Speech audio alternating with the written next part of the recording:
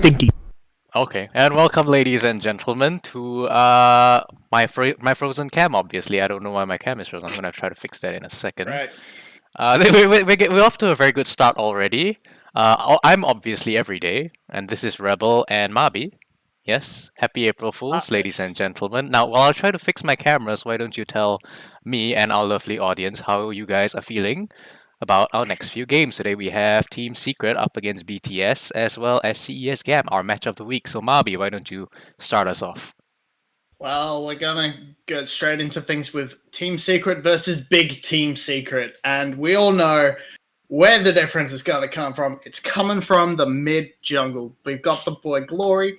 He's gonna live up to all the hype that we dumped on him prematurely last split, and we've also got Drakthar, who's just gonna come in and be a big difference maker in the whole jungle situation. Yeah, they And still then can't we've see got, me, so then we've got some other match. It's not important. nah. Yeah, the other we don't care about the other match. We're here today to watch Drakthar. That's it. That's 100% of the reason we're here to watch today. As he takes on single-handedly the entire team of Team Secret, as no one else showed up for the Tide to Burst the Sky today. So unfortunately, that's just not going to happen.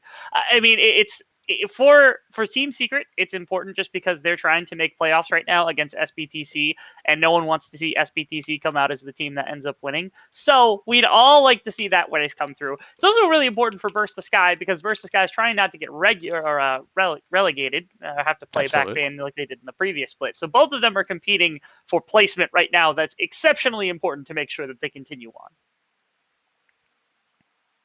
Yeah, I'm still trying to fix my camera, so I have no idea what's going on. Mabi's drinking Alright. Coke Zero, which is bad. That's I'm all I have to add hosting. to this conversation. Until Yes, your go camera is ahead. fixed, I am hosting. Please go ahead. Bobby, hello. How are you How are today? I am doing okay. You're doing okay. Just okay? Yeah, it's been a day. That's fair, man. Locked into some wins in Geoki that we really shouldn't have, but other than that, not much has been happening. But really, we've got a couple games up here. Yeah. More realistically, we can actually just jump straight into Champ Select because that's coming straight up. Oh, perfect Oh, timing. yeah. That's And like I perfect said- timing. I mean, You don't it's have not- to see the blank space that was Yeah. formerly known as Spoots. No, I am a backspace. That's basically what I am. We had graphics and everything to show as well, but obviously that's not going to happen. And we apparently no Champ Select either because Light and Shadow, ladies and gentlemen, Light and Shadows. Light and chat. It does look pretty though. You have to Yeah. admit that at least. It looks pretty. We could just say predictions out loud, Sure. unless you have graphics and stuff prepared for predictions. Wish I did. I don't even remember my own. No, I'm kidding. That's fair. Why Okay. don't you start us off, Mr. Rebel? What do you have? I said Team Secret, and I said Team Secret 2-1 because Burst the Sky has a tendency to just yoink wins for no reason. Also, I believe in Drakthar, I believe in Glory, and I think this team has played a lot better as the split has ended. I still don't think they're a top team. I think there's an argument to be made that they are better than Flash. G Media is just the worst team in the league right now, so there's no competition there. But trying to get into that 6th place slot, I don't think it would be unreasonable if they ended there. And so I'm at least of the opinion that Burst the Sky can definitely take at least a game off of the side of Team Secret today. Nabi? I think, despite all the hype, it's going to be a Team Secret 2-0. They seem to have finally found their form. They've come into it. They've built their roster up correctly. Nagir and Eddie have been huge additions to the team. We are not going into the Champ Select, apparently, because Fake news. April Fools, everybody. No Champ Select. Haha. But Team Secret has come into form. BTS still sort of struggling with that top lane, and the bot lane has sort of fallen back down. So I think Team Secret are also turning on. They know they're running down the home stretch. They need to get as many wins as possible to stop SBTC stealing or holding on to that last playoff spot. I wouldn't say, SBTC is holding on to it as much as, Team Secret is holding on to it since they are basically neck and neck. I personally have Team Secret 2-1 as well. The point Rebel brought up about Drakthar and BTS always being able to somehow sneak away a game win, definitely very valid. And at this point, I think it has to sort of factor into our decision making as well. So that's why I have Team Secret 2-1 up on the day. However, I will also say that, in the playoffs race, it's going to be very, very important that both Team Secret and SBTC get as many wins as they can. And that surprise reaction is because there is now a 10-minute timer on VETV's stream. So, gentlemen, I'll leave it up to you. Do you guys want to go to break, or do you want to talk a little bit more about playoff implications? Oh, we apparently have graphics that we wanted to use. We Yeah, I got allegedly more than enough do, time to and I figure out have them graphics. armed right now. So I'm just gonna show this one, which is Team Secret's remaining matchups. Now you can see that they play Burst the Sky today and Team Flash on the final match of this Super Week. They lead both teams 1-0. So one would think that they could probably beat both teams once again and effectively secure their playoff spot, because in a second you're going to see the SBTC. They have some really tough matchups. So, gentlemen, what do you think? Does Team Secret have the upper hand going into this week? I mean, yes, absolutely. If you flick over the graphic to SBTC, you see the main thing. You're playing Team Secret, playing 6th and 7th. It depends what order, it doesn't matter. They're both those teams. SBTC, on the other hand, they're playing the powerhouse known as GLX and also the second place team that is Cerberus. Yeah. So it's going to be rough for them, especially because they are on that downwards trajectory. They've already lost to BTS. And I think to Flash as well, Nate. No, I don't actually know. But they definitely lost to BTS, which is not a good sign for a team that should have been topping the league. Yeah, Rebel, what do you think? Are we sharing the sentiment? Team Secret to playoffs? Yes, no, maybe? Team Secret, repeat they the have one question? job this week, and that job is to win both their series. If they do that, it's a very high probability that SBTC having to play GLX, who probably they will beat, and then, of course, having to play against Cerberus, who's one of the best teams in the league. They did get the better of them last time, but at minimum, it puts a ton of pressure onto SBTC to actually perform this week the way that they need to in order to even compete. So, Team Secret, I didn't get a chance to say this. I think they should come out of against Burst the Sky in a 2-0, and they should also beat Team Flash in a 2-0 over the course of this entire week. So, I'm expecting 4 wins from the side of Team Secret. 0 losses is what they should have. I think they will pick up 1 through both of those 2 series. So it's up then to SBTC to not lose 2 games over the course. I think that might actually just be a little bit too much. Not only because like GLX sometimes gets scrappy, it has been a while since we've seen that, but also Cerberus might just be able to actually just take the series and put them completely behind. So yeah, Team Secret's got, I think, the playoff spot under wraps. Yeah, especially with, how SBTC has been playing lately. Obviously, going into today's first game is going to be Team Secret versus Burst the Sky. Team Secret, as we have pointed out, has begun becoming a little bit more consistent, I would say, adding Eddie into, the starting roster and having Artifact, I feel, really, sort of step up into that mid lane. I should get rid of this graphic, but we should be going on to a short break, so I'm just going to ask you guys if you have any final thoughts, because when we come back, it's most likely just going to be Champion Select. Bobby smells. True. I mean, I'm kind of looking forward to seeing who BTS fields on the top lane. TH has sort of made a sort of resurgence in the scrims, but I would like to see Ryu just get some nice rookie blood into the top lane, see him go up against Nagia and see how that clash plays out. All right, well, that's going to do it from us here at the Analyst Desk just for this segment. When we come back, it's going to be Champ Select of Team Secret up against BTS, and hopefully my camera will be working by then. Fingers crossed, my ladies and gentlemen. Bobby smells. That is true as well. Don't touch that browser. Stay right here with VCS.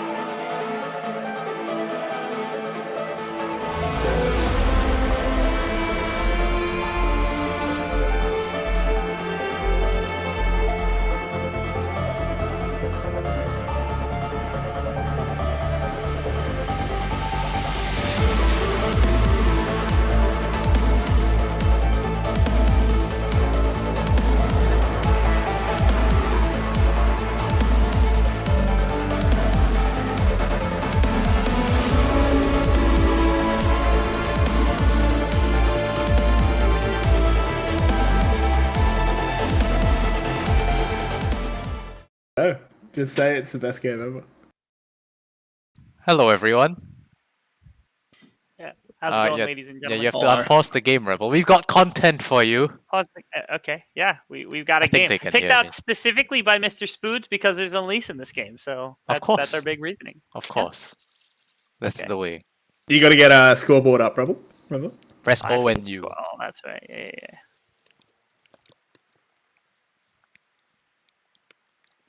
I'm getting trolled. Rebel. There we go. It's What's fixed. happening? We'll get there eventually. right, I am not a content. producer. I am a guest. Hey, we can have in-game sound for once. Oh, we do. That's true. Are there just 4 people? Is this the casting couch? Yeah, I sure. guess. Sure, why not? Okay, cool. Preview. I'll turn on the. Preview. I'll turn on Wait, the. no, we can't reveal it. We're revealing our secrets too early. No, I'll leave it to you guys. You guys have fun. Oh, it won't show us. It won't give me in-game sound because you're streaming your entire desktop. Anyway, That's fine. That's fair okay. enough. That's It's, not a it's big just deal. normal VCS content, you know. Just put on normal music behind this as we get to see. Okay. Okay. So let's break down some compositions here, shall we? Because this is a doozy. Sure. So go ahead. Blue team wins because they have a lease. Boom. Right. Blue I'm out. team wins because they have a lease. Now, on the Alright. other hand, Ivern has a 100% win rate, but Stop. only has one person in the entire world playing him. All right. We have to say, blue team has a very strong dive composition with the Fizz and the Elise, and they can Mhm. always fall back onto their vein with 2 supports as Yep. a late game sort of insurance policy. You know, on the other side, it's sort of a nice late game scaling composition. All It's a lanes bot scale diff, extremely okay? well. It's a But- bot diff. Bot lane, yeah, has a very good aggression, has a very good early game as well. Like, Not just gotta say. early game, man. These are arguably the 2 best players that we see on the OCE server right now in Dan Bongino and Kindred's husband. In Of case course. anyone doesn't know, they're 2 very up and coming, soon to be pro players who are just demolishing this early bot lane. Take a look at that, man. Oh, he's licking. He's licking. He's licking. That's for sure. The lick is in fact strong. Please watch the phrasing on this. This is a PG stream. What are you talking about? It's Australia. We have wonderful. We're all about great slogans like "See you in the NT," "Go down south with your mouth," lovely tourism things. I Hey, wish. you're- Both of those are Pick that up. real, by the way. Both of those are You're- real. I mean, You're what a happens when dirty your prime swearer. minister is from marketing? So I am taking up with Tourism Australia. What team is this? These are 2 of the best teams that we've seen. Blue side, I'm gonna put in a. that's TSM Academy right there. Yep. That's the new team. And the red side is the Oceanic champion team. This is the team that's going to MSI. In case you don't know, Kindred's husband and Dan Bongino carried them there. I don't know As- who's play-by-playing, but somebody's missing their opportunity to jump in. The exhaust Oh, coming that through. should be He's good. under the tower, but it's a 3v1, and it's gonna be this guy whose Ah, username get I can't see. fucked. What in the world am I watching? What in the world is this? I thought Ivan was gonna take.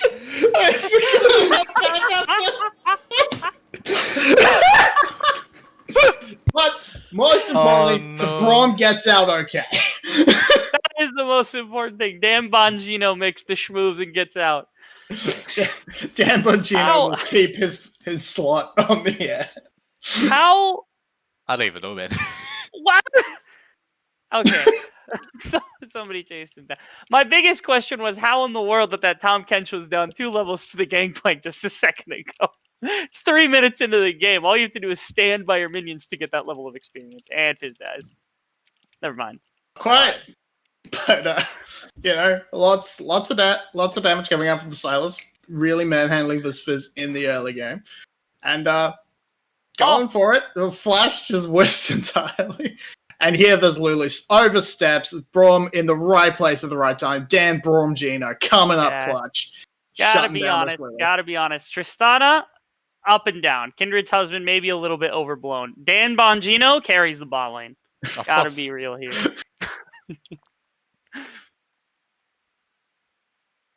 Oh, Oh, Okay.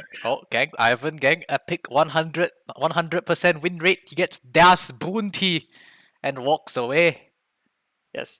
Ivern is Nope. actually just the good version of Elise.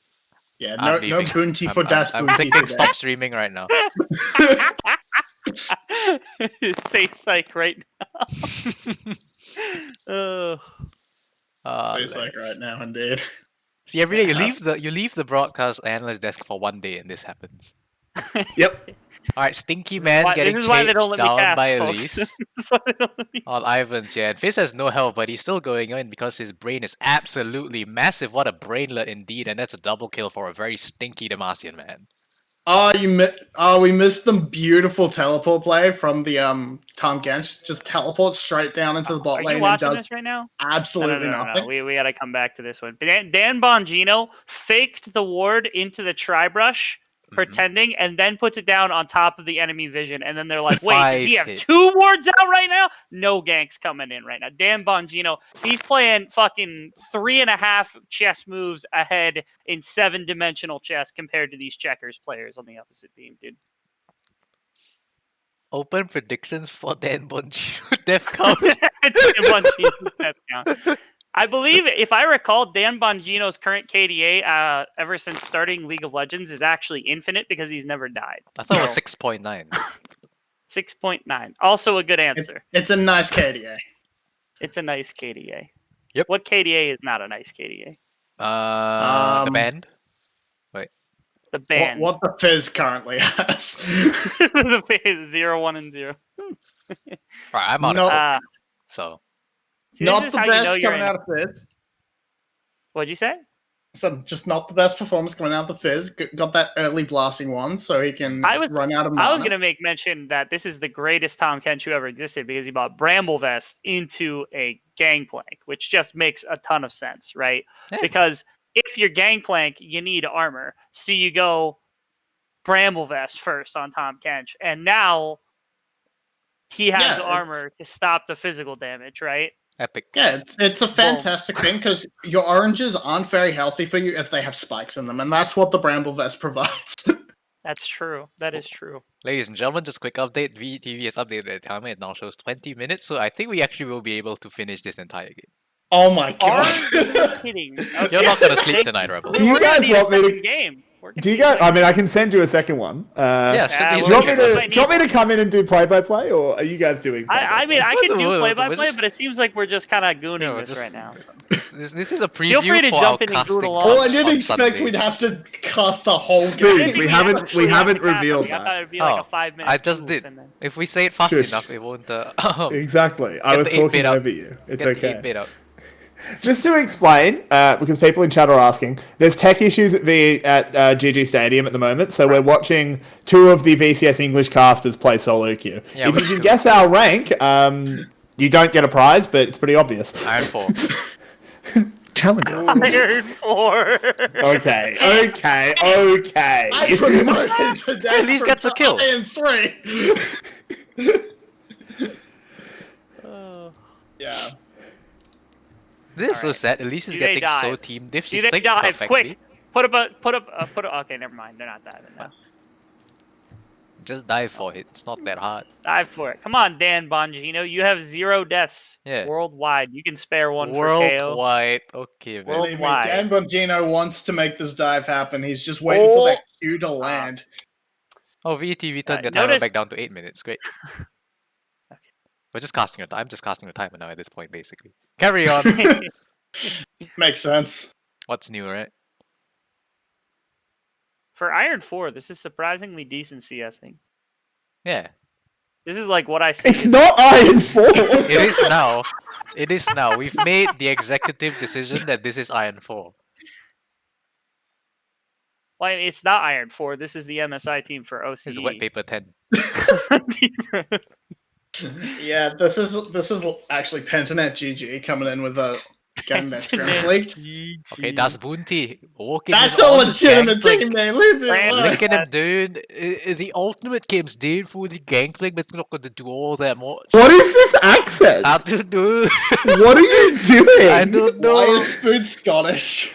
Spoons, you know you're play-by-playing the real match. I know, that's why I'm messing around now. Don't want to kill my I voice. can play by play if you want to Yeah, save your just voice. yeah, for the do real your play by match. play. Let's go. Honestly, Oh, get and some here we Fox see play-by-play. beautiful moves coming out from Silas, just locking in. Silas fucking schlongs me here. Watch him schlong me.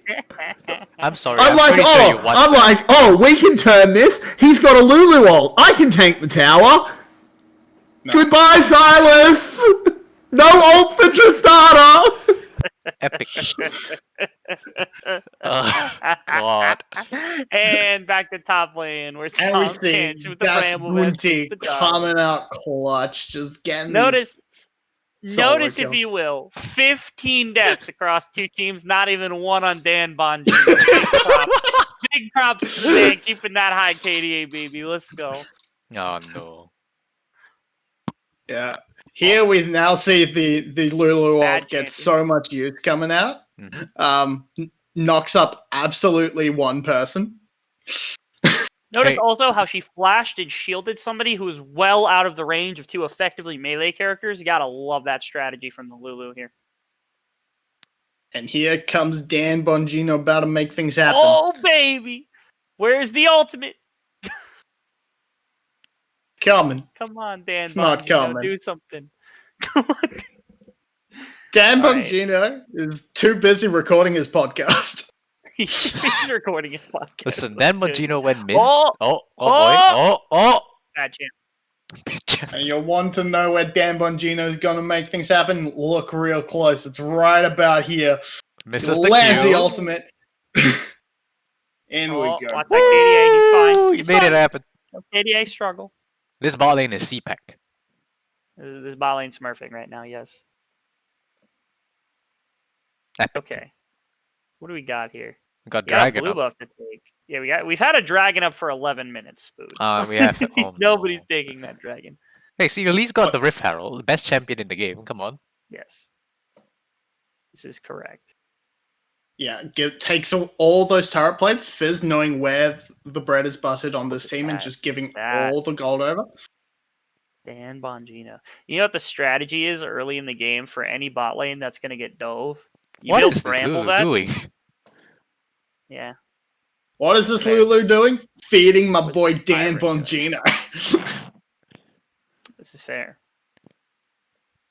Yeah, for anyone who wants to know the strategy, if you're ever getting dove under tower, you always buy Bramble Vest because then if they auto attack you, they take tower aggro. It's just that simple.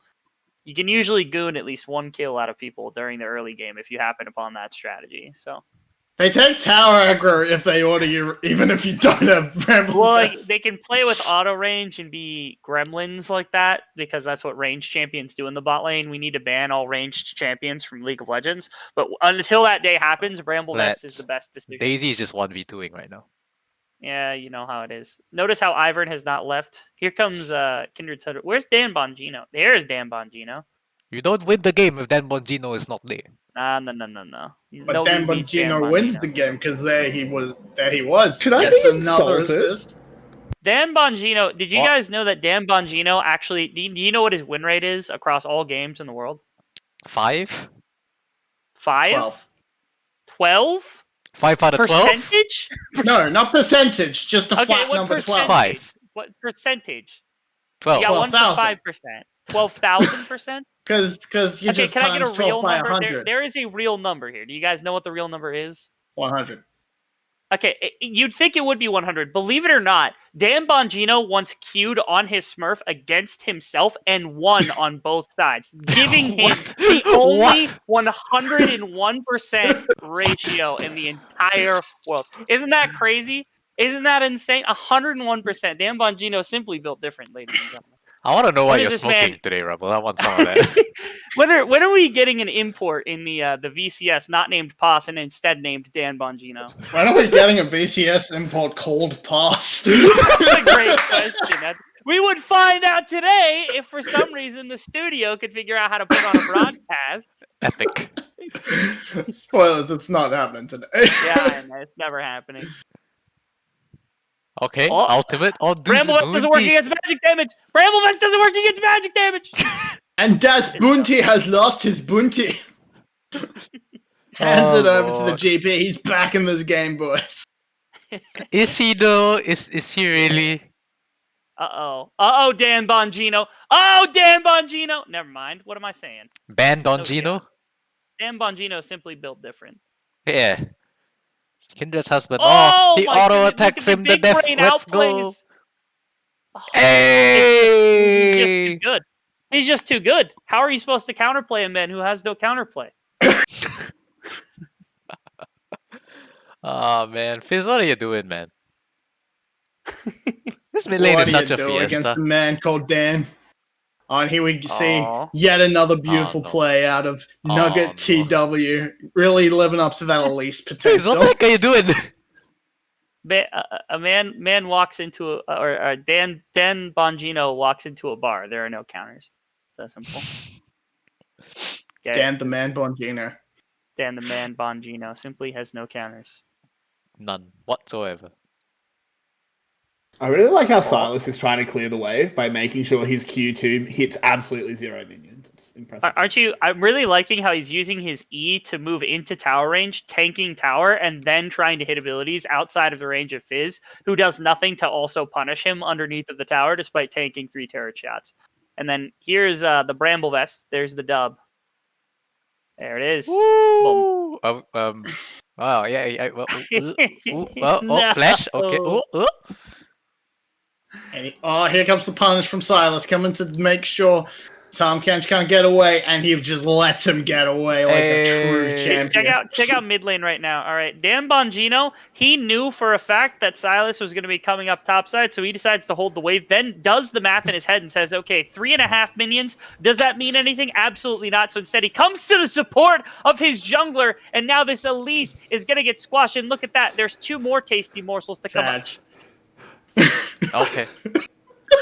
Ladies and gentlemen, the first death of Dan Bongino in the entire world. I got. Exclusive VCS English content. You I won't find this cannot anywhere else believe- in the world. I just want to point out that the lovely goal difference, it was purely for the screenshot, so now it is 26.9 against 29.6. It's all planned by Mr. Bongino. I'm just saying, Rebel's doing a better job at observing than the VCS observers are. Right. That's because I have done it one other time in my entire life, Oh, unlike Lord. anyone who's ever produced VCS. Wait, I produced VCS. I got a minute. I mean, you don't do the observing, though, unfortunately. memeing. Fortunately, yes. Fortunately, I can't do this. Oh, what the heck, Vayne? Are you? What? Is there a charm? Two items. Is there a charm on this game? He's being his E like it didn't go off for some reason. Oh, no. Tristana with the humongous yordle balls. Okay. Okay. At All right, least walks back quick for some question. reason. Quick question for our resident Elise master. Okay, this Elise took Electrocute. Do you consider their IQ to be below 100, or are we talking like 3 or 4 standard deviations, somewhere in the realm of like 60 for not taking press the attack? I failed additional math and dropped out. You failed math and dropped. Okay, so Additional all of ma- these mains are like 2 or 3 standard deviations below the mean. Unfortunately, that's I'm just saying, tragic to talk about. Electrocute on Elise solo queue is good. You don't take press the attack unless you're like challenger or playing in the VCS apparently. Yeah. Unless you're challenger or play in the VCS, the 2 genders. There are two There's 2 genders. yellows. There's plays the VCS and there's challenger. I 2 believe- acceptable press the attack genders. Don What is going on Bongino. here? Oh, that Bramble Vest is doing a lot right here. Yeah, right here. 10 out of 10. Okay. Alright, fellas, the All right, here comes Team Secret. They're coming in. Dan Bongino on Team Secret, the newest support in the league, coming in for a couple more assists. Gonna lock down I the still MVP. can't believe that they're starting Kindred's husband Nervous later. I know, right? I don't actually think that that's a bad choice. You saw, I mean, Eddie was able to come in and replace him. So, like, if Eddie can come in and replace him, anybody can come in and replace Might as well. him. Might as well. Here's Dan Bongino living it. Living. If he doesn't take that Pure Raptor camp, that's not calculated. true Dan Bongino. No, that's not the real Dan Bongino. Real Dan Bongino would be taking that Raptor camp right now. You know what? It's probably a tactical back. You got to be real because this Raptor camp is up. So if you get this Raptor camp, you can then swing into this and then go for the red buff that'll be spawning, and then come into this camp and then wrap back around for respawn and then come back down for dragon. That's just 1600 IQ moves by our 4D chess player in Dan Bongino. That's real impressive. We've gone down 3 dimensions. That's right. Well, like he plays multiple dimensions at once. He can't just play 7-dimensional chess. You know what I'm saying? Whoa! Do you see that mechanic right there? He just shooted the scuttle crab over the wall. Look at this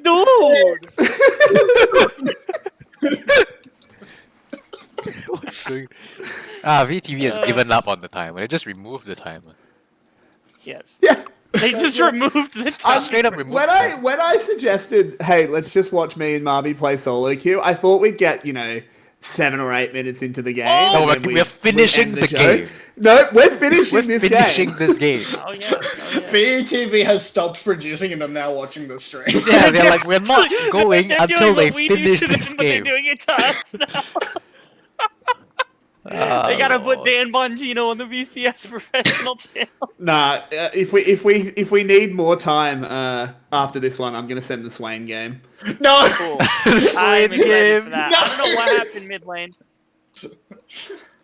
The Bramble Vest Tom Swain Kench is game. simply walking through the team. You can only do the Swain game if it's just purely zoomed in on the chat. Oh no! If we do the Swain game, you actually have to turn chat off. That's not actually a joke. You actually I don't think you can see Okay. chat in a replay. you can. Dan Bongino. We're how's he looking at doing one in this right now. fight? No, as in you can't see what they type. Dan Bongino. Dan Bongino. Oh. Dude, Second death in the world. 2 deaths. 2. Not 1. 2. Incredible. Oh, Exclusive We content. just inted a little bit just to give him a chance. Yeah. that's. I I guess did just this end is- that this play, is didn't we? charity. Oh yeah, Like, we watched our I remember the moment we watched the mid lane die and went, they're gonna collapse on us. Let's just get the inhib. That's reasonable. to be honest.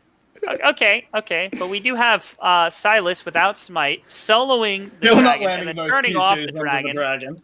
Oh, he has Tom Kench ultimate though. There's that. He Oh, does, so he can Oh. ult back Oh. into the I fight. believe. Okay. Get a Fizz. Ba, Good ba, job. ba, How do I da. question mark ping? Question mark thing. I can't question mark ping, unfortunately. I Sad. also turned off all the fog of war, so things are ruined now in our observing. Oh, Just Click- press F1, I F3. believe. No, it's Dan F3. Bongino support getting run down. Okay. Going Okay. on over here. Okay. Bramble Vest Tom Kench walking through the team yet again. There's Denver Jim. Oh, he's just hanging out. How is this game flipping? How did I toggle vision also? Just Oh, press here F. we go. Yeah, there you go. Figured it out. Oh, she didn't use W! Oh, There it is. The W! She used W. the Elise missed Oh, wow. her stun. The Elise, Elise? missed her stun Elise? on a stationary Elise? target. Yeah, she was Elise? just baiting the oranges. Why stun them? He's just gonna oranges it. Oh, back to God. the only camera that actually matters. Dan Bongino, ladies and gentlemen. Look at this man. Can we get some flexing on camera? I was talking to Mobby, Oh. not Dan Bongino. We don't know a Dan Bongino. If I knew Dan Bongino, I'd give him $100 and a handshake. What about Flash Yoshino? And something I'm not allowed to say on stream also, but I'm not going to talk about it.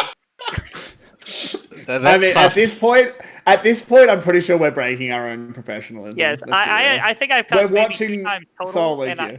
yes, I think I used the F word twice this stream already by accident. So Do you like me coming in there, just making sure I got that gold? Mm-hmm. I earned that kill. I earned that. I mean, yeah, Got one Dan over there. Bongino doesn't need that gold. He doesn't care. Yeah, he exactly. literally has gold bars. He's carrying a safe on his arm. Who cares?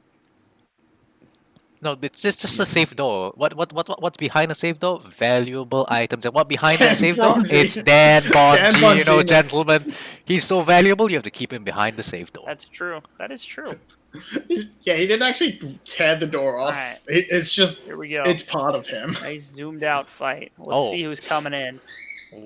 All right. You think no, they're I gonna need a little- contest Yeah, a little bit Aaron? more. Maybe a Oh, little bit more. whoa, A little bit whoa, more. Alright, Yeah, we're yeah. gonna contest quite yet. Okay, didn't know we're you gonna could do contest this. like an RTS really quickly. We have a fight going on the river. Can't actually pay attention to anything. Watch the mid lane as there's minions pushing up mid top lane. Nothing's happening. There's a fight going on in mid lane. See Things going Dan through in the middle Bongino's side. helper. And that's Kindred's husband with Dan Bongino fighting through the mid lane. And then in the opposite side of the fight, Silas is doing absolutely nothing into two members. And who the hell cares? Because Baron got taken. Dan Bongino's still alive. There's no one here to stop him. It's just that simple, ladies and gentlemen. No, This oh, is dumber did than I you see expected. that? No. Okay, I'm gonna have to go back and watch a replay. Dan Bongino pressed his ultimate before Elise came down, so when she came down on the slow. Genius. 5 hit. Genius.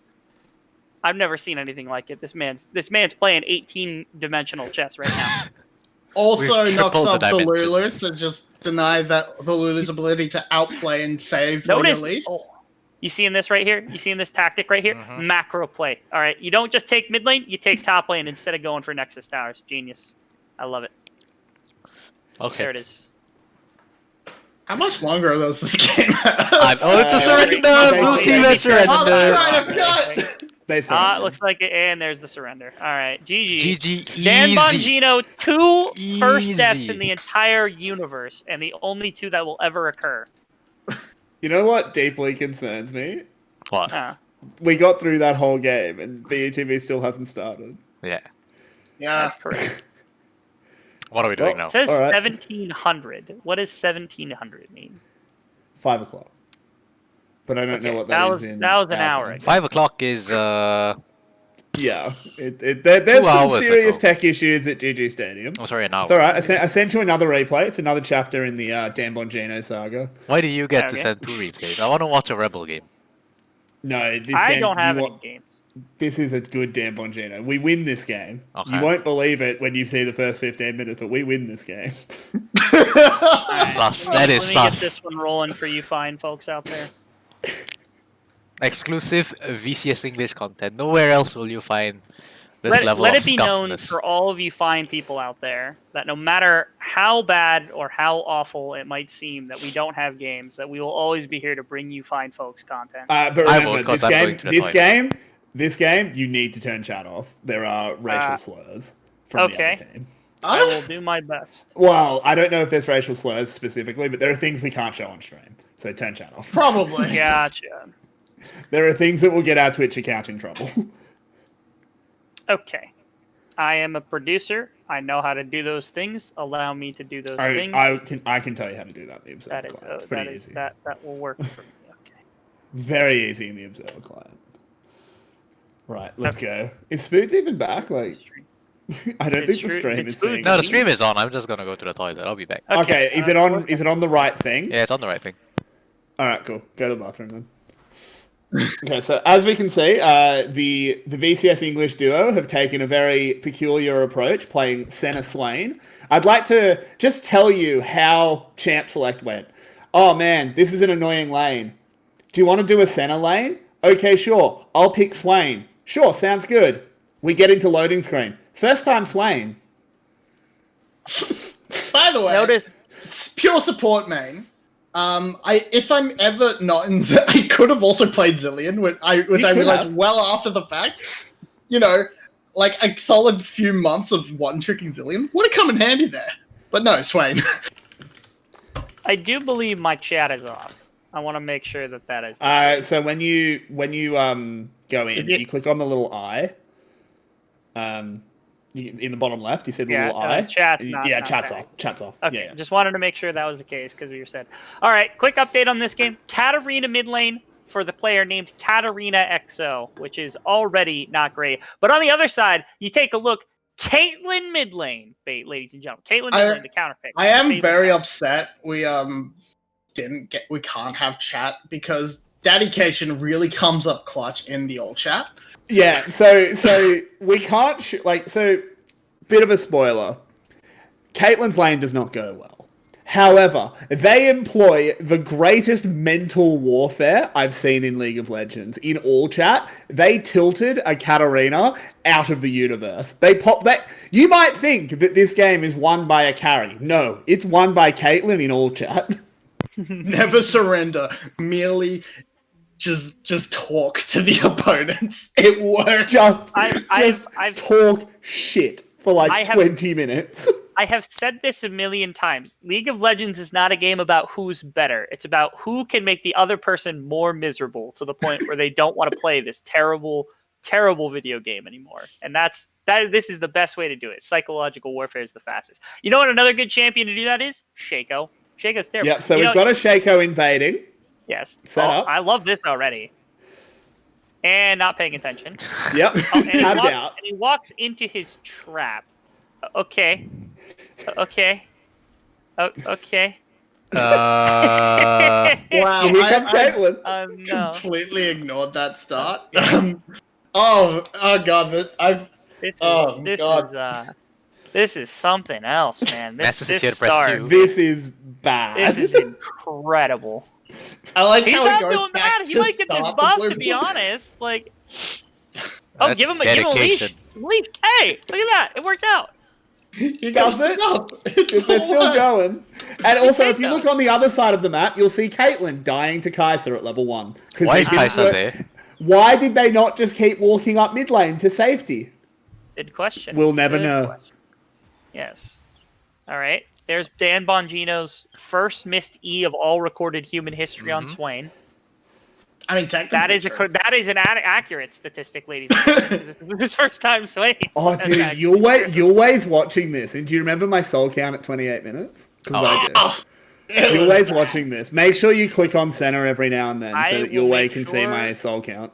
I am a caster, not somebody who's been taught how to produce, which means I haven't been taught to ignore Senna for the entirety of the series. Okay, Dan Bongino's trying here. Really late exhaust to come through. Good attempt. It's a trade. It's something.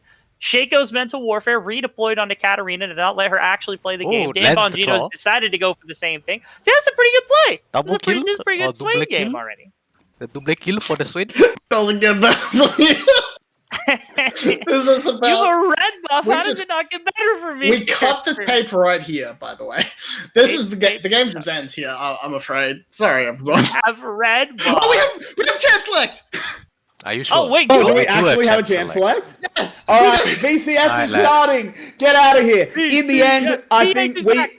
me and Mabinogi went a combined total of 4 and 28. But we won the game because Nasus got 700 stacks. Anyway, let's go watch VCS. And I'm not casting this game, so goodbye.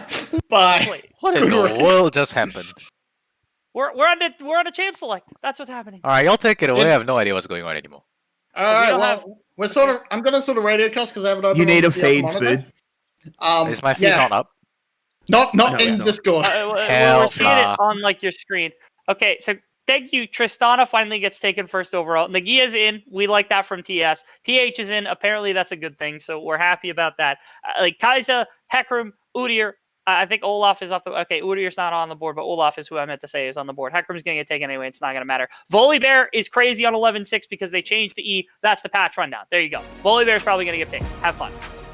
Volibear could be picked. We also have the Olaf as the option, as mentioned before. It is actually going to be the Volibear Big Brain coming out from you. It's not actually up on the stream yet. My stream's a little bit further ahead, so I'm going to turn Stop that looking off. at the stream. Look at my stream. Look, I was looking at it to check We're what that was. casting reactively as the audience. We were reacting with the audience. It's Kai'Sa. It's Kai'Sa. No one's picked Volibear yet. No Drakthar. You're not. Okay, all right. Okay, now but is there Volibear's going to be a unlocked. is there going to be a Control. Caitlyn mid lane to go against the Kai'Sa? There's no Caitlyn mid lane. There's no Don Bon Jovi this game. We don't have to worry about it. Okay.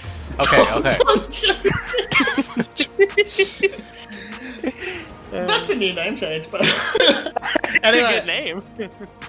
All right, we have the Renekton locked in. Oh my god, I have to try and. Wait, dude, I'm like a second or two behind you. I can't see that. Spoons, where are you at right now? Are you watching? How are you? I'm Just looking watch- at my own. Just look at the. Watch the I'm stream. on. I'm It's I'm watching streamed this on stream. My Discord. stream's a second behind you. All right, I hate you. How does that work? How? Two things in this house You're that all don't work. fired. You're I'm fired. You stop. I'll sue you for my paycheck. You made this up. Oh no. Every day Okay. you leave the analyst desk for one day. Okay, I think we all have to sort of like gather our thoughts after that very, very interesting. What is it at this point? 1 hour 15-minute pause. So, what are we expecting? No Gnar. I like that. That's a good thing. Yes. So the Nart pick away, we're sort of interesting to see where TH is going to go. The Vladimir is still available, so if they really want, they can always fall back onto that. They have a bit of flexibility, and the comp does BTS, so they're really looking to see where Team Secret wants to go with this R4 pick. Probably the support pick. Leona, definitely a decent matchup into the Galio if they want to take it down there. Okay. You'll be very happy. Okay. Mhm. Tristana mid lane. No? Yeah, Uh, Tristana mid lane. Wait, No, well, what? No, it's gonna be Bramble West Top Cat. I'm not gonna say that. Tristana top lane. I mean, Tristana. wait, Tom Kent? Tristana top lane. Yes, that's right. wait. It's locked in, isn't it? That Tom Kent is Yes, locked in. It's locked. Yeah. That is a locked-in Tom Kench. On one hand, I am actually really glad to see that that other Fighting teams are picking up things like the Senna Tom Kench. Okay. On the other hand, well, now we have Tristana top lane, and that could easily end up going into the Silas. Yeah. Okay. Yikes. As the other, yeah, we're just gonna see Silas top as and flex the Renekton mid. I would imagine that seems better than going. Does Silas Artifact and play Galio. Renekton mid? I feel as though we're going to get some shenanigans with this laning assignment Okay. just because you want the right matchup for Tristana and Galio in this particular sense. Ah, here we Making go. sure that you get them in the right lane. Okay. Well, just But that's lost it. Galio top then, which Yeah. is well, not. it could still be TH playing Galio mid lane, and then it'd be like Glory playing Tristana top lane or something. Like I said, I think it's a lane matchup thing. So like, which is better? Is it better to have the Galio into the Silas, or is it better to have the Galio into the Renekton and vice versa with Tristana? I would have thought the Galio into the Silas is slightly better. You can then sort of pseudo play Quinn into Renekton with Glory with the Tristana, but I don't know. I was just not expecting this sort of draft to come out at all. I kind of wrote off Senna Tom Kench as a possibility with the Tristana lock-in, but still has that flex potential, and BTS putting it to use. Yeah, we're absolutely about to find out. This is gonna be, I feel, a very interesting game to start off our Super Week. Obviously, this I think is our second and a half game that we're going to be casting today, and I'm very excited. But we're gonna have to get Rebel's take on who is going to win. The first game is it gonna be BTS or is it gonna be Team Secret, Rebel? Drakthar, Volley, Pog, BTS dub. All right, it's gonna be BTS 1-0 up from the opinion of our esteemed analyst Rebel Fox, but now it's me and Mabi who are gonna be bringing you this game number 1. Mabi, hello. I haven't not casted with you in a No, bit. not for a while. Yeah. But welcome to the caster desk. Welcome to the front stage. Welcome to the spotlight, spirits. How Yes. you doing? What do you think? How you liking the look of these comps? I mean, You're the analyst now, apparently. am I? Okay. Obviously, I No. Oh, do you wanna do it? You can do it if you like. Okay. Moriosky, we are going to see Glory get a bit of a drop onto Nagia, and he's going to be playing sort of a pseudo Jace, pseudo Quinn into this matchup, utilizing that range advantage and that safety of the rocket jump to just make sure he can get a really strong laning matchup into the Renekton and keep them down. As it progresses, though, we may look to see them do a bit of a switcheroo as resistances come on through, and then when you've built up armor on to Renekton, swap the Galio and do magic damage to them. But we're gonna see how it plays out. Getting this early zoning is extremely important. Keeps Nagia down, lets you build up that experience lead, and lets you get towards that rocket jump quicker, where you can actually start being super safe from the Ruthless Predator. Yeah, absolutely. I would, sort of wager that putting the Tristana against the Renekton, like you said, it's sort of like the Quinn strat where as these two just, wet noodle fight in the mid lane. It's more of ensuring that the Renekton does not manage to find a snowball than it is to actually win the lane. Obviously, both these junglers, I would think, are going to try to impact that. You can see both of them actually started bot side, so they're pathing towards top side, and now the Hecarim already has level 3.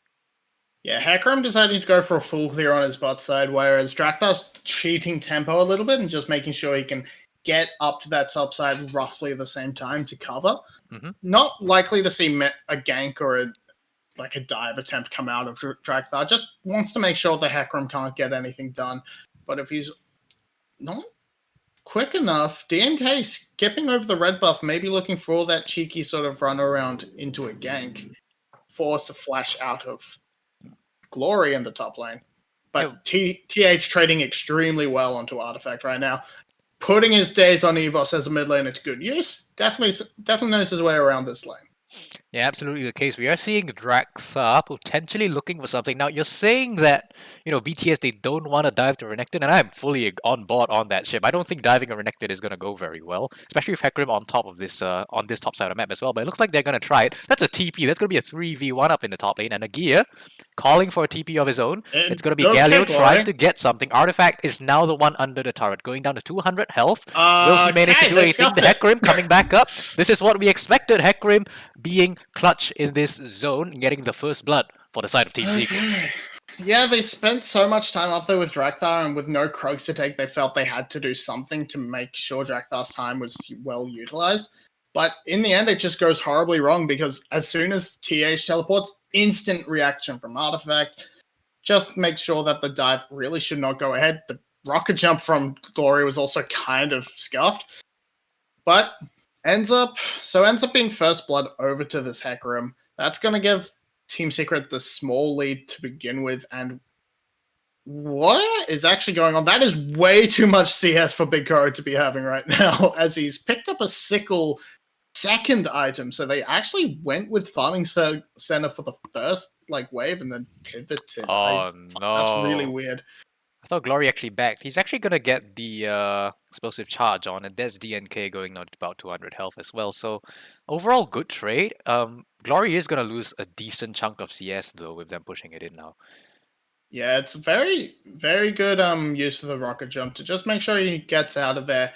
Nothing really on the top side for DNK to take. May find his way into this Gromp. It's just spawning now, so actually not going to be too bad. Going to be keeping up in farm with Drakthar, and it's really just that one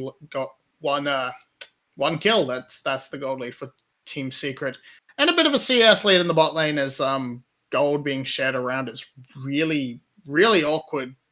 As I don't know what went wrong with this Senna start. They both went Doran's items. There seemed to be a bit of a miscommunication on who's farming in this lane, and then they backed for a sickle. So now they're on the same page, but it's about 10 to 20 CS too late. And this is the kind of communication problem that you absolutely cannot be having on the main stage. I mean, I get that you all were having audio issues, but I assume both of you still have a mouth and you can talk to each other, right? Yeah, it's such a simple thing too. It's like this is like pre-game stuff. You just, as you're loading in, it's like, all right, farming center or fasting center. Just pick beforehand. You have so much time to decide on that.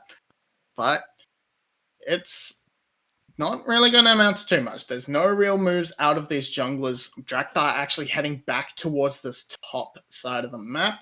Mm-hmm. Decides not to actually go all the way through the lane. He's going to be spotted on this ward, so full information from Team Secret. They even see TH pathing up. Yeah. So this is super telegraphed. If BTS goes for this, they're going to get sketchy. The Galio ultimate coming through. Nagia trying to run away. That's still 3v1. And Deja Vu, we've seen this before, but this time it's going much better for the side of BTS. They've already slain Nagia, and DNK is the next one to go down. TH ulting in, but going to go down as well to the side of Artifact. An overall win on the side of BTS. Yeah, 2-for-1 overall and a plate, and Artifact's able to pick up that wave. It's still more resources denied from Nagia, but this Sylas slowly making his way into the game, getting CS, getting extra kills, getting some experience. TH suffering a little bit because just being on the receiving and taking these L's on these dives. It's very aggressive moves from BTS, and I don't necessarily think they need to be aggressively diving. They are just winning the top lane passively through the matchup. So as long as Drakthar's on that top side, making sure Glory isn't being dove himself or ganked himself, it should just be fine to just stay safe, play the slower game, and rely on be making your way into the bot side, trying to gank for the center, get them rolling, shut down Slater, who I actually need to point out, Slater's back in. Yes. How you doing, buddy? Long time no Venus. see. Mhm. He's been watching, Eddie from the sidelines pop off on Kai'Sa. He's like, I want to turn to that too. Picks the Kai'Sa for himself. We will eventually see whether or not that turns out to be the case. But right now, we actually get a replay from like 5 minutes ago. Go ahead, Mabi. Yeah, this is the second dive, and it's just a case of Nagia is so far behind that they are able to get there first. There's no teleport from Artifact this time, and isn't able to steal away the ultimate from Galio beforehand. So it's just TH gets there first. It's very and sets interesting up the kill. observing. We've But here seen we our go. first team fight right now. Heroic Entrant's going to go in, knocking up none, and that's going to be BTS turning it around. Artifacts in the middle of the entire BTS team does a decent chunk of damage on Nagia on the the flank. on the backline. It's on to Elio right now. Grey Health not going to do all that much, but it's BTS who are sweeping this fight. Yes, the Tahm Kench goes down, but right now, Slater, he's in a lot of trouble. That's a double kill for the Galio already. Nagia, the next one on the menu, in the middle of 4, will get taken down. And BTS, how are they finding these fights, man? BT coming up with a much cleaner team fight. They're all there first. They're able to cut down enough of Team Secret before Nagia joins the party. Even though he gets a good flank, Glory Wing in to kill Artifact on the end means that there's no big pickup for Nagia. He only gets the Tahm Kench, and it's a 4-for-1 overall. And man, you take that every single day. Yeah, absolutely. And before this, my concern for BTS was that, they go for the dives top lane, and sure, you suppress the Renekton, but Artifact is slowly getting kills off of the back of responding to these dives and elsewhere as well. And this Sylas, if you let him go to late, along with the Kai'Sa, can become a very, very big threat. But right now, 7-3, BTS, they've sort of, found their stride a little bit, even though TS, they are going to pick up this Cloud Dragon, a bit of a consolation prize after what we saw over the past 2 minutes. Yeah, at this point, the death timers are so low that even though they end up dying, they're all back on the map first after BTS recall. So they get first priority on the dragon. They pick it up while BTS is putting their gold in their pockets. But now we see there's a fully completed Gale Force. And yeah, we're going to see the fight. And just TH and Drakthar are buying so much time on this front line that despite Artifact diving to the backline, he's kind of all by himself, and Slater isn't able to get anything done until way too late. He's actually isn't able to get anything done at all. Dives in to pick up the Tahm Kench and then just gets completely zoned out, completely singled out by Drakthar. And it's just an easy cleanup with the 280 carries coming in. And they're going to convert that Rift Herald into a top first brick for Glory. And they can probably even push it in for a second charge and a second tower, as there's no response coming from Team Secret on the top side. Maybe setting up like they were setting up a dive on bot side, but Artifact just returns to the mid lane. And that's a kill onto Nagia as well. Yep, instant popped right there. I'm not sure why he thought that was a good idea to stay there. And DNK trying to go on to TH as well. Gets knocked up. TH, I think he should be able to run away. Nope, the Sylas Abscond Abduct will catch him out. And that's a shutdown onto the Galio. A hefty chunk of gold going over to the side of Artifact. Yes, Artifact, Sylas getting a bit extra gold. That's working out good for them overall. It's sort of their shining light. But now that top lane is completely empty. Now we can rotate Glory all over the map. He's 3-0-4. Drakthar and Glory, really. We said in the pregame. So you were talking about explosive charge. Artifact is in a lot of trouble. You got the shutdown, but now you're the one being shut down, my friend. Another kill going over to Glory. Yep, we said in the pregame. It's Glory and Drakthar going to carry BTS, and they are showing up huge. TH being able to flex into this mid lane on the Galio has actually been really important to their early game team fighting as well.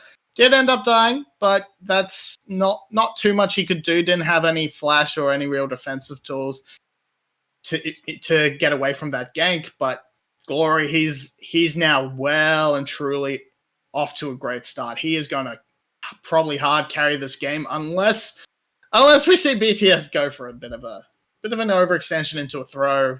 It's definitely a thing they can do. Well, at this point in the game, would you say that it does come down to a bit of BTS making mistakes? Or are there things that, Team Secret can actually do to, let's put it this way, increase their chances of coming back into this game. Where on the map should we be looking for opportunities for TS to find their way back in?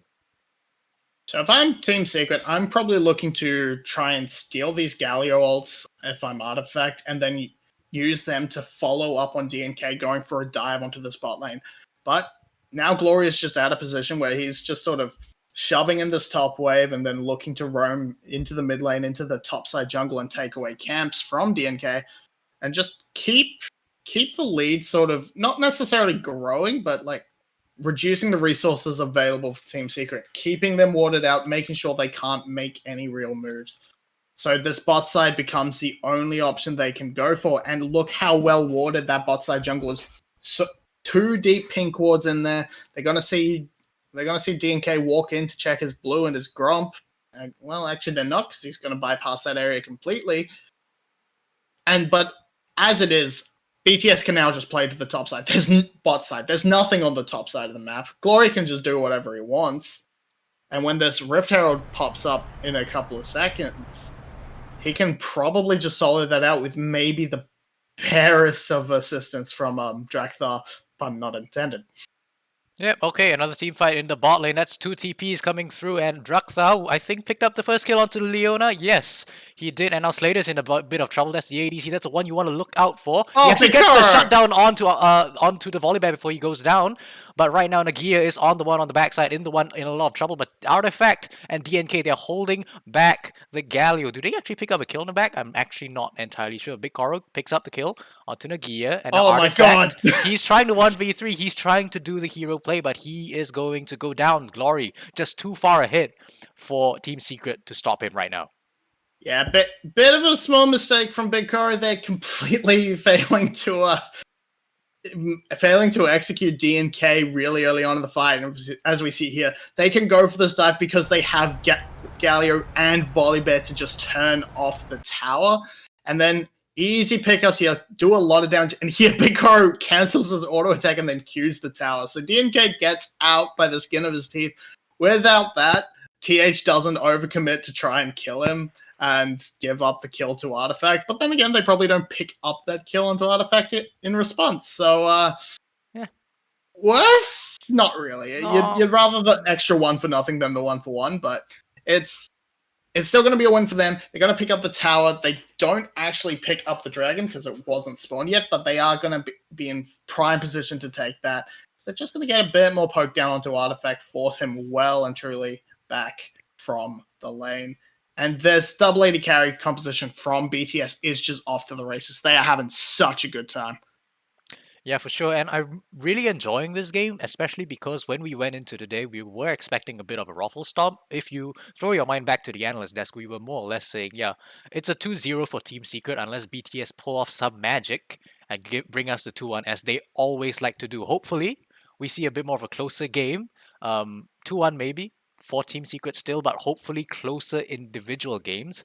We said that they were a little disoriented, maybe evident in the first few minutes of that Senna Tahm Kenji bot lane, but right now they are playing like we expected them to play when the Miracle Run was still alive. Obviously not alive just yet, but they definitely could be dashing Team Secret's dreams right here and right now. They're definitely playing a really strong game right now, and a lot of this I think is in part to the composition. Never mind DNK going into the back line, picks up Elio. That's not the target that you want. Just gonna be a swift disengage from Team Secret. 5v4 right now. Rift Herald coming through. BTS, well, they want to take this turret. The Galio's rotating up as well, but they don't have a minion wave, so this might just be a waste of an objective. The entirety of Team Secret, they're here to defend, and this turret should live to see another day. Yeah, the Rift Herald they were kind of overestimating its health and their ability to get onto the turret. It does get it low enough, so Glory doesn't need much time on the turret, but they can't really get those autos in. The wave clear is just too strong. And again, I'm going to just say, BTS seems to be much more ready on the patch. They've pivoted to this Volibear. They've picked up the Senna. They've still got the Tristana priority. And Team Secret, Kai'Sa, time and time again, that's all they fall back to. And they're still playing a very, very 11.5 composition. It's I mean, the Silas is a nice new one Yeah. to see, but they don't have the best ults for him as it was picked rather early. So we just got to see what Team Secret can do, and this DNK's flank trying might be again. it. The ultimate heroic entrance actually knocks up 3 TH is in the front line trying to tank up. He's going to be the first one going down here. As CBL, he's in the back line as well. Oh, wait, hang on. Oh, You're that was so a stolen. tanky Yeah, though. okay, yeah, I am completely lost right now. There was a hijacked heroic entrance from the Silas to start off the fight. And right now Yes. we are seeing just the 1 kill going over to the side of BTS, which is more than enough. They're just going to pick up this turret and they're going to run back to their base to and- reset. And that's the Gold League coming in clutch there. That was such a really strong team fight from Team Secret.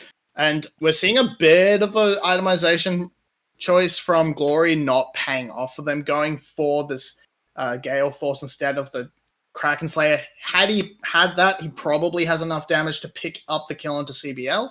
But at this point, not able to cut through the tanky Leona because that Shield of Daybreak, or no, not Shield of Daybreak, that's the Q. Anyway, the W, it's very strong. Yes. I also want to bring up the point of just how difficult at this point it is for Team Secret to find any sort of win in these fights, especially when you look at the range disparities. I mean, BTS, they can just basically play a poke comp, whittle down the entire side of TS until they get to the point where Team Secret, they simply cannot engage at all. All Team Secret have in response to that is the Kai'Sa, whereas on the side of BTS, you have the Senna, you have Glory, you have the Thunderstrike from the Volibear, and you have Winds of War from TH. This is such a difficult and painful game to play from the side of TS. I have no clue how they would manage to find a way to come back other than an amazing engage from DNK. And with the 280 carries, they also have a beautiful support network to counter Team Secret's comp. It is really all dive on the side of Team Secret, and that does not do well into a Galio and a Tahm Kench that are just able to stand on top of their carries and make sure Team Secret can't do anything to the side of BTS. Now we're just seeing BTS just rotating around the map. There may be a chance to pick off TH, who's isolated on this top side, but there's going to be a trader for a top lane, for a bot lane inner. Maybe there's not really enough time to get to the dragon, but TH has survived, only blowing his flash, so no real response coming out from Team Secret that can actually have an impact. Okay, my mistake. They actually don't want TH. They're just setting up a bit of vision around the Baron as well, on the side of Team Secret. And I mean, even if you see them doing Baron, it's really difficult for you to get into the pit. From the river, they can basically chase you away already with the amount of poke that they have. And right now, BTS, they don't even want the Baron. They're going for the Dragon instead. It's not soul point. It's not soul, but getting another objective under your belt, definitely good for BTS. They're already on the bot side of the map. They have the vision set up. It goes down instantly with these double 80 carries. They're in complete control. They can pick that up for free, and Team Secret not in the position to actually contest or respond to that with a start onto Baron. There is one ward in the pit for BTS that is actually turned off by a pink ward, but you would imagine that Team Secret would be looking to clear that before they go for any start onto this Baron. So they sort of felt safe, making sure that knowing that they could take this for free, and now everything outside the base has been taken for BTS, and they just need to make sure, as this engage fizzles, thanks to the teleport from TH, that if they can get this Baron, they can start to siege onto these inhibitor turrets, and they can look to push for the end. Yeah, and you can just see exactly how painful it is for Team Secret right now. They're trying to look for these engages, and every time they feel like they're close to getting something good, it just completely fizzles out like you just saw earlier, and DNK just has to walk away. And there's nothing Team Secret can do. It's so painful to watch, and I bet so painful to play. Yeah, there's absolutely no recourse that they can take. They're down 8k. They really need to find picks or massive outplays to try and get this to happen. Now they have an option with this dragon. DNK has the ultimate available, so he can always get over this wall. They also haven't done very well in warding into this into the jungle has BTS, so there is a chance for a steal. DNK, Prince Okay, of they were Thieves. looking but for. they're They seeing don't it. even want the Baron. They're going for the engage, and that Slater instantly popped on the back of that fight. And the ADC gone now on the side of Team Secret. What can they do? Elio and Big Coro, they're turning onto Nagia. As the rest of BTS, they turn their sights back onto the Baron. Will they start it up? There's like 3 members on the backside of this pit. DNK again still has ultimate. The Baron is now ticking down, and Leona is not here for the engage, so we'll have to see what happens. 6,000 health and counting. You can see the poke Yeah, coming that- through, and that is actually a decent chunk of damage coming down on the Big Coro, but it's not really you- gonna matter. No, it's not 2,000 going to health. matter. They're But over the wall, there's- Nagia, the ultimate, and it's taken and secured by the side of Drakthar. That's BTS with the Baron, and they're just gonna sweep on the back of this fight. That's an entire wipe on the side of Team Secret. Only Leona still alive, taking the back to base, and they're just limping away right now. I think this game is basically over. Yeah, this game's basically done. So they go for the last chance. If they can pick up that Baron, that is their way back into at least holding out this game. Maybe they pick up a few kills on the way out, but this is done. This game one is going into the way of BTS, and they are feeling so good about this win. They've read the patch notes, they've picked up on the meta, they've picked this volley bear, and they have done some shenanigans with the lanes, but these shenanigans have worked out beautifully for them. Yeah, absolutely. And how many of us could really come in today and say, yeah, BTS is gonna 1-0 Secret at the start of the game, right? How unexpected is this? I want to see more coming through from the side of this BTS roster. The draft has been great. Like you said, they've read up on the patch notes, and it looks like they know what to do, except rather for some fumbles in the early game from questionable dives and questionable builds in that bot lane. But right now, Team Secret are the ones who have to respond in the next game. And while we have a little bit of downtime, because let's be real, next push BTS is just going to win. How can Team Secret find a way to come back? Because obviously they're going to be the ones at the deficit after this game. Mabi? Yeah, so this game after this game I think they need to go back to something a little more not necessarily easy to play, because this composition is easy to play, but they need to just sort of make sure that they don't get as heavily outdrafted. They should be on the blue side this time, so having that first pick option available should deny BTS this Tristana that, now that we know it's super flexible into the hands of Glory, that is something that Team Secret really needs to take away. Their ADC champion pool is looking like an issue. They could bring Eddie back in. They've had good success with him, but again, Eddie's only really shown us Kai'Sa so far. One game of They Jinx, I need think. to make sure something happens, and this is going to be the end. Yeah, this is absolutely going to be the end. The final push, maybe the minions are going to sort of hold off for now. Team Secret, they might be looking for a final engage. KDA not going to be that important to them. DNK going into the backline. I think that's Silas coming in as well, but it's gonna be too little, too late. Just look at the damage coming down from the side of BTS, just completely chasing Team Secret away. And who could have expected this? It's gonna be BTS taking the 1-0 victory up on the supposed favorites of the game. BTS takes down Team Secret. Absolutely fantastic showing from BTS, coming out the gates swinging after this massive tech pause. They come in and say to Team Secret, yeah, we're better than you. We deserve to be in that 6th position. We do not deserve to go to relegations. We are a good team. We just had a rough start.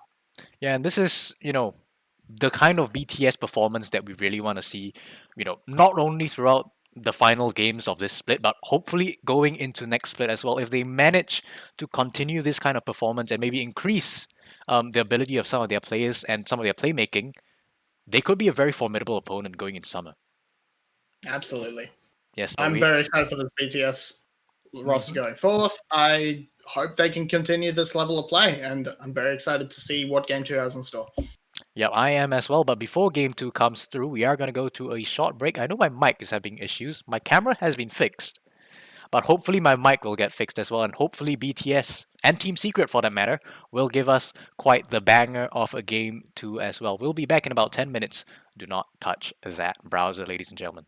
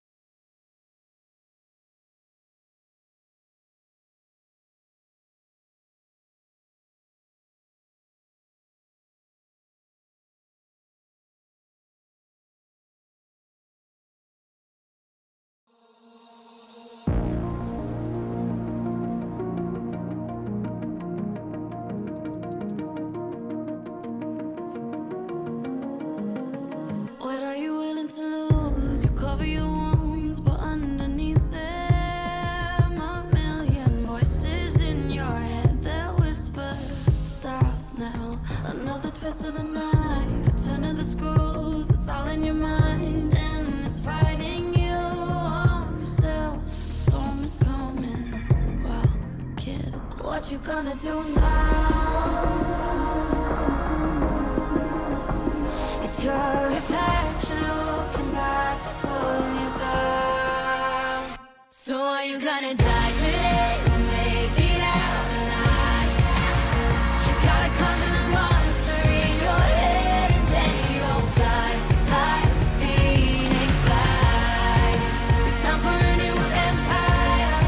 Go bury your demons, then tear down the ceiling, Phoenix fly. And now you're playing with matches, come out of the ashes underneath you. A million voices in the crowd, they're screaming, stop now. Well, let them swallow the pride, you're turning the tide to true believers. Got them in the palm of your hand, you're playing God now. What you gonna do now? It's your reflection looking back to pull you down.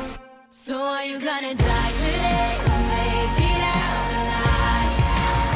You gotta conquer the monster in your head and then you'll fly, fly, Phoenix fly. It's time for a new empire. Go bury your demons, then tear down the ceiling, Phoenix fly.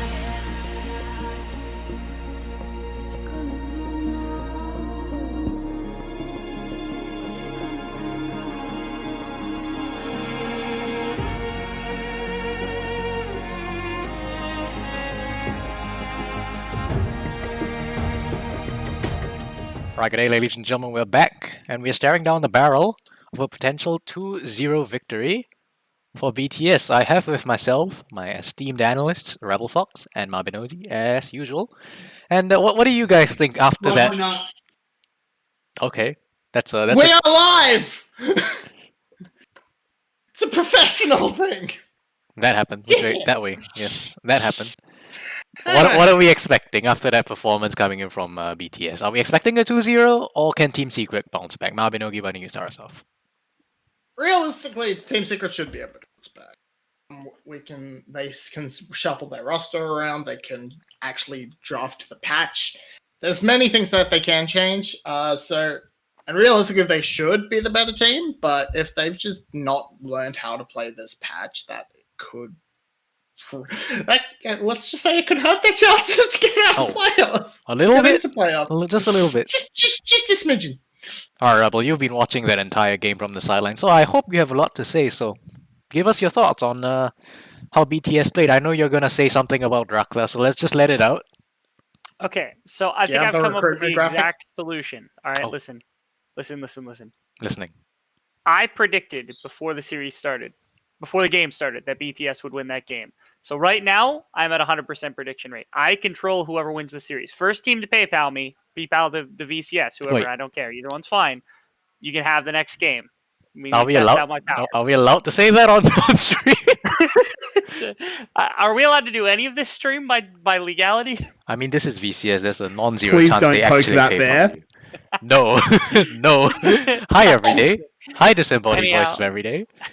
Okay. Ah, In any sense, it was a very fantastic kind of meta read that came out. It was very quick for Drakthar to be able to pick up the likes of the Volibear. Very creative to be able to slap Glory on the Tristana into a much better lane matchup into the likes of Renekton, which also for some reason was not shifted at all by the side of their opposition in this one. So Team Secret they need to come back. I think Eddie coming in might solve some of their problems, but bot lane wasn't really their problem Yep. most of the series. Their top side was what was kind of getting beaten around. So. yeah, and one thing I do want to address is actually the draft, because that is something that we did bring out on the game, right? When you fall behind on what Team Secret had drafted, you don't really have a way to get back into the game. So, Rebel, I'm going to let you start us off as we actually jump into draft, so that's perfect timing. What are we expecting, or, well, what would we like to see coming through from Team Secret to improve on what they had in the previous game? now that they're on blue side, they have options for B1, which include Tristana. So there's that. BTS doesn't necessarily get that one away. You also have to come up with a solution for Volibear, because I think Volibear has now officially jumped ahead of majority of the junglers that existed in the previous patches. So like Udyr has been slowly brought down. Hecarim's been brought down just a little bit. Still not anywhere near. Still definitely a top tier jungler. And then you have like Olaf, and you have a couple of other junglers like Lilia that are still sticking around. Mhm. But it seems like with these buffs, Volibear is, if not one of the best jungler on the patch right now. So like TS either needs a response to it really quickly, or they need to be able to take it away either by banning it or snagging it away. Mabi? Any Yeah, no, thoughts? the jungle priority, the inclusion of Volibear into the meta has meant that you don't really need to look to ban away the Hecarim, unless you're banning both of them away, because after that, then you're sort of looking at those tier 2 junglers where it doesn't actually matter what they play, you just match it with whatever. Instead, they're still targeting what Team Secret really likes to go to. Coated is in, by the way, so that should hopefully give them a bit more of a stronger laning phase. However, we do know he's very inconsistent and can sort of run it down into late game. His team fighting's a bit hit and miss. And his mental could crack if he gets if he sort of gets handled in lane by someone like Glory, like TH. If they decide to keep putting Glory into the top lane, I don't know. But this gives BTS their choice of jungler. Tristana is off the map. Hopefully, that's going into the bot lane, and we see something different out of Slater/Eddie, whoever is playing, instead of just Kai'Sa over and over again. DNK decides to actually go for the Udyr this time. Udyr's still viable, I think. Still viable, obviously. Still viable, but Hecarim should just be better. Yeah. I mean, And not last game. after last game, I do have concerns about range from Team Secret. Udyr is not helping those concerns very much. So hopefully we see something different. Team Secret, come on, give us a little bit more range. Just gives them a little bit more engagement. Ooh, okay. Leona, that was pretty useless last game, but still, come on. I'm not sure Nautilus 11.6 is the best pick you could go for right now. So the Nautilus is very interesting. There's better picks for sure. You don't necessarily want to blind Alistair or something like that, but taking like the Galio away would have been really good. Now they have the option to just flip TH down into that bot lane, into that mid lane again. And I think, BTS coming away with a very strong draft. They insta-locked that Lucian, so I think they're really setting up to sort of try and probably put Glory into the top lane again and rinse and repeat what they did last game, just with a Lucian instead of a Tristana. Absolutely, and Rebel, go ahead.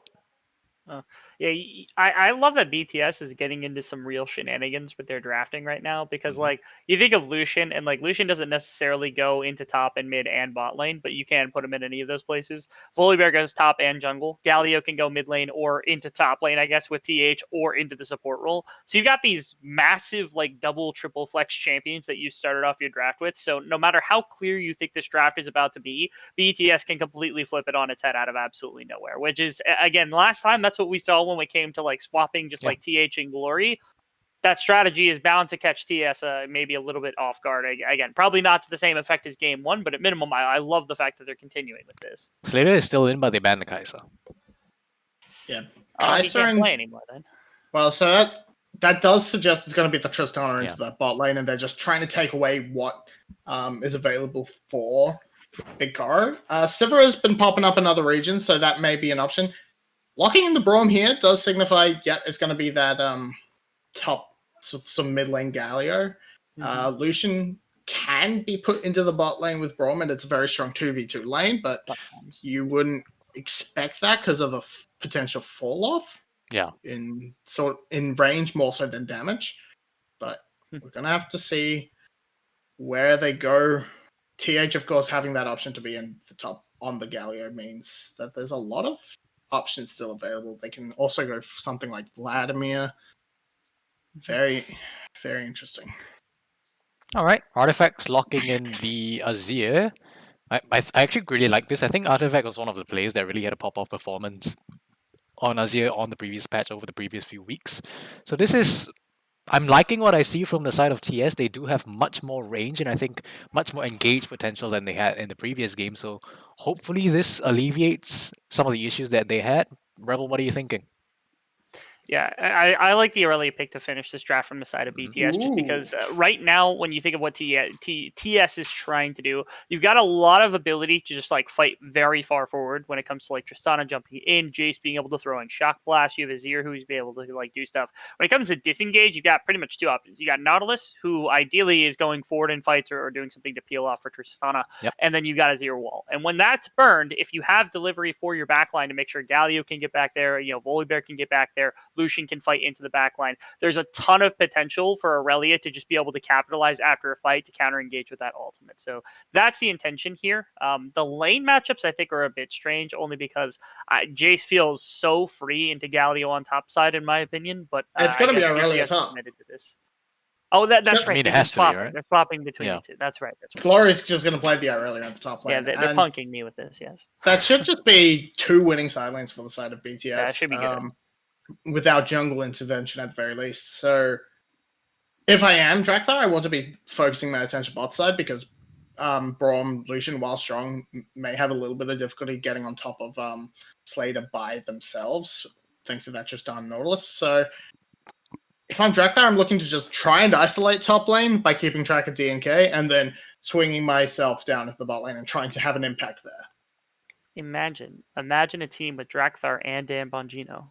It simply wouldn't be able to exist. Okay.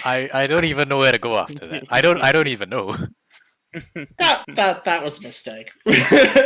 That entire event was a mistake. Yes, the entire first half of this was a mistake, unfortunately. Rebel, Okay, quick this, predictions. TS. I think TS has got this. I like Okay. this draft a lot more. Definitely agree. It's going to be me and Mabi bringing you this game once again. Like Rebel said, I'm really liking Team Secret's draft a lot more. And for the side of BTS, my concern now becomes, they played a lot of Yeah. how would I put this? Like they did a lot of swapping, right? Like flexing. That's the word. My question is whether or not this might come back to bite them in the butt. You have Lucian ADC. If this ADC doesn't get a hit, it's really, really difficult to play against the Tristana. Yeah, BTS have a pretty major range problem. They have a very hard time initiating fights outside of like solo engages, like with Glory dashing in with the Vanguard's Edge sort of thing. But if they are able to get sort of a lead in these solo lanes and be first to their rotations, Team Secret is going to have a bit of a hard time coming into them. The Braum is going to completely shut out the sort of poke that Jace is going to put out. Team Secret has pretty solid engage, but there's really strong counter engage from the Braum, from the Galio, from the Aurelia. So I'm liking the style that BTS is going for with Gloriana carrying on the top lane, Galio on TH, and having that sort of double support setup. But yeah, this game in particular, they're going to have a little bit of difficulty making things happen quite as easily due to that range disadvantage in most positions on the map. Yeah, especially with the Aurelia Braum, I would, kind of say BTS, they're waiting for Team Secret to engage on them. And like we saw last game, right, with the range disparity, the question doesn't come down to whether or not Team Secret engages. It comes down to whether or not they engage before BTS is whittled down enough to really make a difference. Yeah, the whittling down is a little bit easier thanks to the range of Tristana and Azir, plus, accelerated shock blast from Coated. Braum should be able to deny a lot of that. Elio has, however, failed the first step of playing Braum, and that is by picking the ugliest skin he has. Braum mechanics. Yeah, so really disappointing from Elio. Never go the Candy Kingdom skin. It's just hideous. At least the Lucha Libre one throws chairs at people. That's all I can say. Yeah, I actually like that one. I like throwing chairs at people. In game. You make that distinction. But anyway, like you said, What's this about games? is there a game? Oh, but Drakthor's on the top side. He is at the top side. We wanted him focus bot, but he's here. DNK Snowballing is Derelic also actually nearby, could be so- a good idea. Yeah, DNK is also nearby, so really he's just trying to relieve pressure from... Wait, he wants to go fight on Glory? DNK. Observers, please. Thank you. That's a level 4 DNK, though, onto Draktar, and Artifact is the first one on to Yeah, that's the huge. river. It's going to be a 3-man unit in BTS. I think they just managed to walk out of here. No problems here. Yeah. Yeah, DNK managed to win the Smite fight, so he hits that early level 4, but luckily for Drakthar, he has that bot side priority, so his bot lane's able to make sure he secures that crab. That is going to mean the top side of the map is in full control for Team Secret, so Glory's going to be shoved well off this wave. Glory actually poking his head in towards DNK, but he has to be pretty careful. He's just sort of trying to delay DNK and make sure he's not able to get away with the full camp, only proccing that first kill. Okay, Glory Coded. should be fine here. Coded not wanting to overcommit, but if he lands a good shock blast, Ooh, okay. yeah, Glory, you need to be a little bit careful, buddy. There's still more poke that exists in this lane. He's just got to shove this wave and back. I think that's basically what you have to do here if you're Glory. Yeah, and Coded actually sort of letting this happen with the back timing here. He's gonna try and teleport in onto this minion, but Glory actually gets in time. The teleport comes through on the turret, so Glory completely fine. He's gonna lose out on a wave of CS and be down, but not dying is the far more important thing as DH interrupts the back of artifacts. Yeah, and somehow, off that off that poke from the side of Coded, Glory's actually the one, I feel, who comes out on top because he gets to keep his teleport. It's matched by Artifact, but that's a Irelia with teleport that could swing a fight later on. Talking about swing a fight though, DNK is going to walk in and the Gale is just going to run out.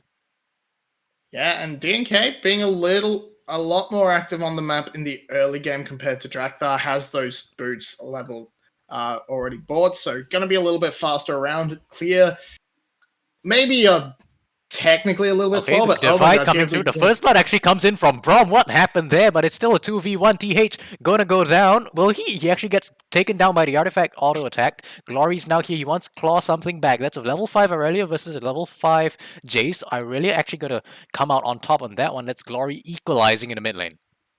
Yeah, 2-4-1 across the map with just a really big shutdown going in. 2v2 kill from BTS on the bot lane, taking down CBL. That win actually provides them pressure to chase DNK off the dragon, and they pick up the Drake as well.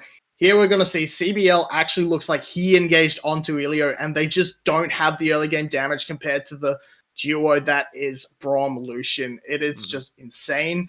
And here, ultimate's already been used by Artifact. Unfortunately, if there was an ultimate on Glory, it's probably a double kill for him, but as it is, just picks up that one onto Coded. That's good for him because it's his direct lane counter. And that means he's going to be up a little bit. He's even out by the CS plus the assist. And just overall, great plays around the map from BTS, winning. Well, they want to dive Coded. Here we go. Trying to ruin his mental. It seems that he's just get instantly taken down. Now DNK is going after the Irelia, and he will equalize onto Glory. It's been a trade-off kills back and forth throughout the entire game. I'm actually not sure who comes out on top right here. I think BTS, they manage to pick up the tower plate, but they do expend the Galio ult. BTS picking up the tower plate does really mean they come out ahead. It's also where your gold is located. One, onto your mid laner compared to onto the jungler. And plus, Glory is getting a little bit more experience than Coded out of that play, getting that kill first. And here we just see it looks good, but Coded is able to do enough burst damage, and Glory is the one tanking the tower. So DNK in good position to just get the counter kill, and overall, not really a super strong swing either way, but a little bit more gold positive for BTS. It's just textbook counter jungling that we've been seeing from DNK. He's sort of been doing this pretty well over the entire series and actually over the previous few weeks as well. So sort of the DNK special at this point. If you try to dive, you try to gank. His top lane, I feel specifically, you got to be ready for him to be lurking in the shadows near that lane. Yeah, and now he's utilizing this top lane pressure that the Jace is having, and Team Secret also rotating up as their bot lane. BTS deciding to try and match this, but they're really late to the play, and that just means that they're going to end up with nothing. There's This gonna be a Rift fight. Herald's going to go over for free. They want the basically fight. have to win the fight, or Going in, otherwise the it's Thunder worthless. comes down. Glory on the backside. He's being the one chunked down right here. It's 1v3. Ilio tries to do something, but he's not going to be able to find anything. Now, CBL and Artifact, they're trying to come in for the flank. They managed to pick it up, but the Slide the Glide the Divide, it's going to come through. And DNK, will he be able to manage to pick up the kill on Elio? He's actually being the one run down right here. Draktha is trying to tank up 3 members. That's very It's low over. members on the side of Team Secret. And it's going to be 4 kills. Actually 5. I think Aurelio went down as well from the side of Team Secret. It's a And the complete ace for 1 member. Team Secret, they're showing up in the game number 2. Yeah, BTS decides to match the play and go for the fight, but they go for a really bad pincer movement. Glory is completely isolated and dies before the actual fight begins. So we see here Drakthar goes in, but Glory's completely isolated and just gets blown up. Doesn't even have his ultimate to use in the fight. So in the end, it's actually just a 4v4 that BTS continue to try and fight. They think they have enough damage to do it, but Big Car hasn't got the mana to fight. So it just ends up going down. Slade is completely untouched and is able to just get his resets and hop on to victory. This is a huge swing for Team Secret, and they're now completely in the lead with about 1.5k gold.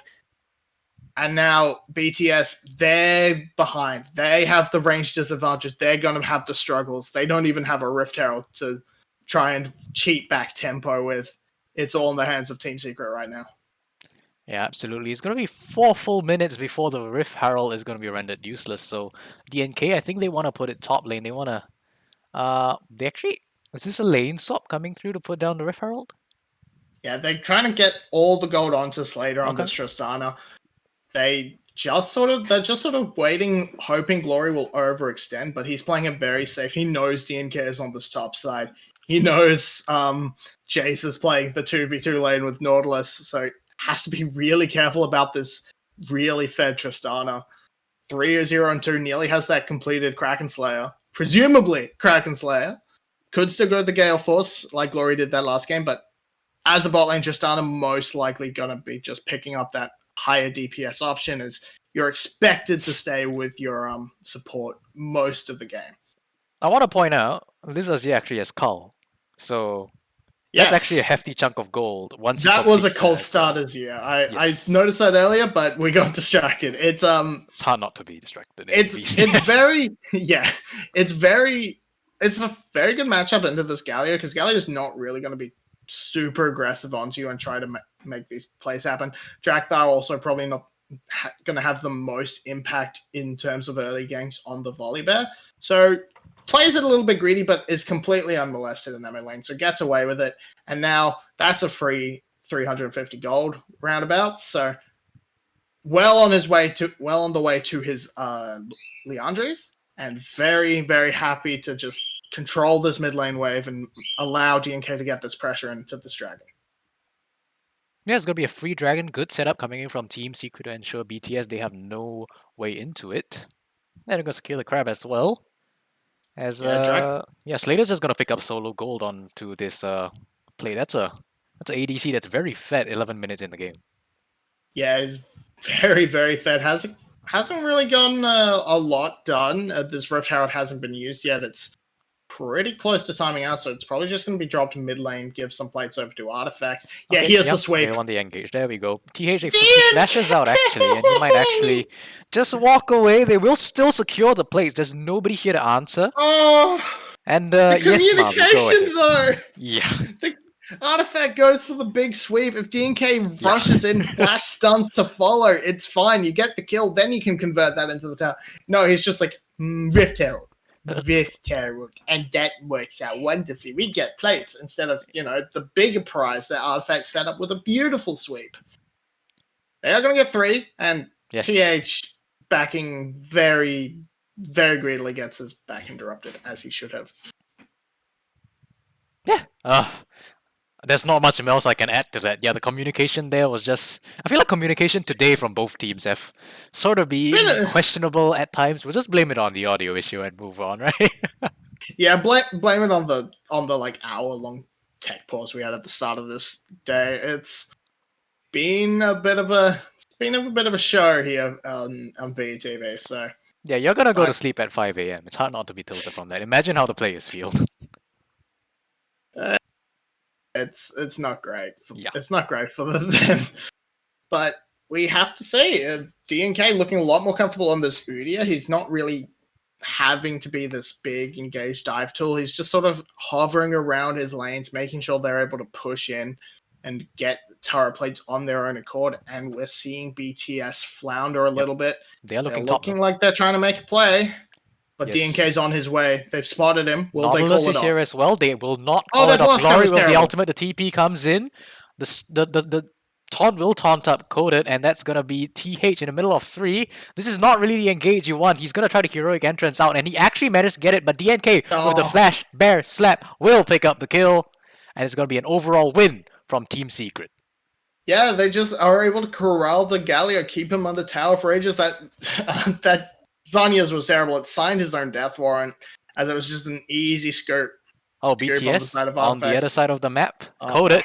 He wants it. He's going in. A nice shield from Elio will take away a lot of damage from that Jace, but he is not yet done. That's a level 10 Jace. You have to respect the champion and BTS, the bot lane. They're just going to walk away, and TS, they secure the Rift Herald, the second Rift Herald as well. Yeah, BTS is just sort of falling apart right now. They go for an attempted dive onto this bot lane, Tristana, but Tristana just jumps away. There's nothing BTS can do. They do not have the engage potential. They have a lot of defensive CC. Okay, maybe So they'll say find that. something here. Slater ticking down will get shut down, but it goes on to the Braum. That's not who you wanted on. Coded. He will pick up the kill on Elio, and Glory's here to answer. That's a very low Jace. He gets double kill, but he's gonna get shut down as well. Glory with the amazing TP to answer the kill. Great, good TP from Glory to salvage the play, but it should never have been a 2v2 with that sort of easy pop onto Slater, but they just don't have the damage. They don't have the health bars or the peel to keep Coated away. He's just too fed. He's got the Eclipse already. He's able to completely burn them down. Now Glory's got to be a little bit careful. No sweep from Artifact, though, so just going to come clear the wave. Stop the tower from going down. And we're seeing a huge difference in impact from these junglers compared to game 1. DNK, everywhere on the map, countering everything Drakthar does, whereas last game, Drakthar was just completely able to sneak around DNK and do whatever he wanted to do. Let's take a look at this replay, though, on how this really turned out. It's a bait from Slater, Yep. but a good shield from Ilio means that they stop the accelerated shock blast damage from coming through, and it means that they are able to kill off what's his face, Slater, before the Jace is able to actually have an impact. But after that, everything's been used. The ignite's gone. That it picks up the kill onto Slater. A little bit unfortunate, but Glory's going in to try and Glory's kill going into Coated. Coded. It's a Definitely has the- 1v1. Ooh, that's actually a lot of Oh. damage coming through from the Jace, and it's so unfortunate because Glory is actually the only one at this point in the game that can really do anything from BTS. And if he Yeah. is getting chased away by Coded, that is Be not careful. a good sign. Oh, Coated whiffs that, but if that last flawless duet lands, that's probably a solo kill for Glory, but just doesn't able to get that. The second Rift Herald comes down, no one's able to respond in time, but Okay, maybe they've DNK, picked you up might be in a DNK. bit of trouble. He is in a bit of trouble. He's in the middle of 3 members of BTS. A shutdown onto the Lucian. It's not going to do all that much, but getting a little bit of gold for your ADC is never a bad thing. Yeah, they pick up the jungler, and that's right in time to take a turn onto this dragon. They are going to lose a lot in the mid lane, though, because Tristana is just able to do this, and TH just too far no. forward, too much CC, too much follow-up from Slater. He's gone for the Kraken Slayer. He has the damage to just churn through these frontline members. And it's going to be a dragon eventually for BTS, but it's very slow without Lucian coming. Now he's here. Now they can take it down, but that's just so much tempo lost. At this point, if you're on red side, do you just ban the Tristana? Because both these teams seem to have You trouble. have to. Alright, well, we're gonna see Oh, an but here we engaged go. top lane. TH with the heroic entrance shuts down the Jace. CBL, his life will be spared. Slater coming up to try to support. They don't have track on the other members, so they let CBL go, but good response from TH, able to shut down the split pushing Jace. This nets them a little bit more gold back. They're still down 4,000 gold, so they're not in the hole that Team Secret was in last game, but they're still but you're still seeing the struggles. It's a very, very tight game. no real major item advantages across the board, but we're just seeing impact coming out from D&K where Drakthar isn't having it. Are they really not in the hole though? I mean, even last game when Team Secret was behind, they had a late game ADC to really be some sort of, weak insurance policy. They have a Lucian who's behind against the Tristana. Just look at the gold disparity and just think about the damage disparity overall. Again, Aurelius, the only person who can, really do anything for the side of Yeah. BTS, and it's just looking very grim right now as they go for another engage right here. Coded just gets Yeah, popped. and That's just what fully happens. encoded, this is exactly what that BTS needs. To answer your thing about Lucian, we say Lucian is an early game champion quite a lot because he has such a strong early trade pattern and he's able to really utilize the sort of mobility to dash around and get the damage out. Come late game, it's a lot harder for him to get the damage down because he's a short range AD carry. There's so much burst damage in the game that if he missteps once, he's immediately blown up. But his actual damage output is still insane come late game. So it's definitely harder for BTS, but they are not lacking the damage come late game. They're just lacking the tools to get that damage out without a massive sort of taunt from TH or a huge sort of outplay coming through from Glory or Nelio. So yeah, they definitely have a much harder time in the late game unless they can really set up a split push for Glory and just have him become that giga-fed Aurelia that just tears apart the backline. Backline. It's okay. So, My words were unworking today either. Words are hard. Yes. But really at this point, you say that, the Lucian will eventually be good. And, when you bring that up, yeah, sure, I remember that game a while ago. I don't remember which one it was, where it got to a point where his cooldown on the dash was so low that he just dashed everywhere and got down a lot of damage. That was good. But aside from the scenario where you pointed out of Glory being that raid boss in the backline, is there really any way for BTS to claw back a victory here? It's really hard to say. They have the Mountain Drake stacking, so if they keep managing to find picks around these Drake timings and build up a Mountain Soul, it means they have a little bit more durability to try and dish out the damage they have. Then you maybe look for an Elder Dragon fight, pick up the Elder Dragon, convert that into a win. So it's really going to rely on good vision control, which currently they do not have. They are just being completely choked out by Team Secret, especially around this Baron, which is being started up right now by D&K and Slater. And there's no real path in for BTS. They will probably turn off and it's just more of a damage check, see if they can sneak it away.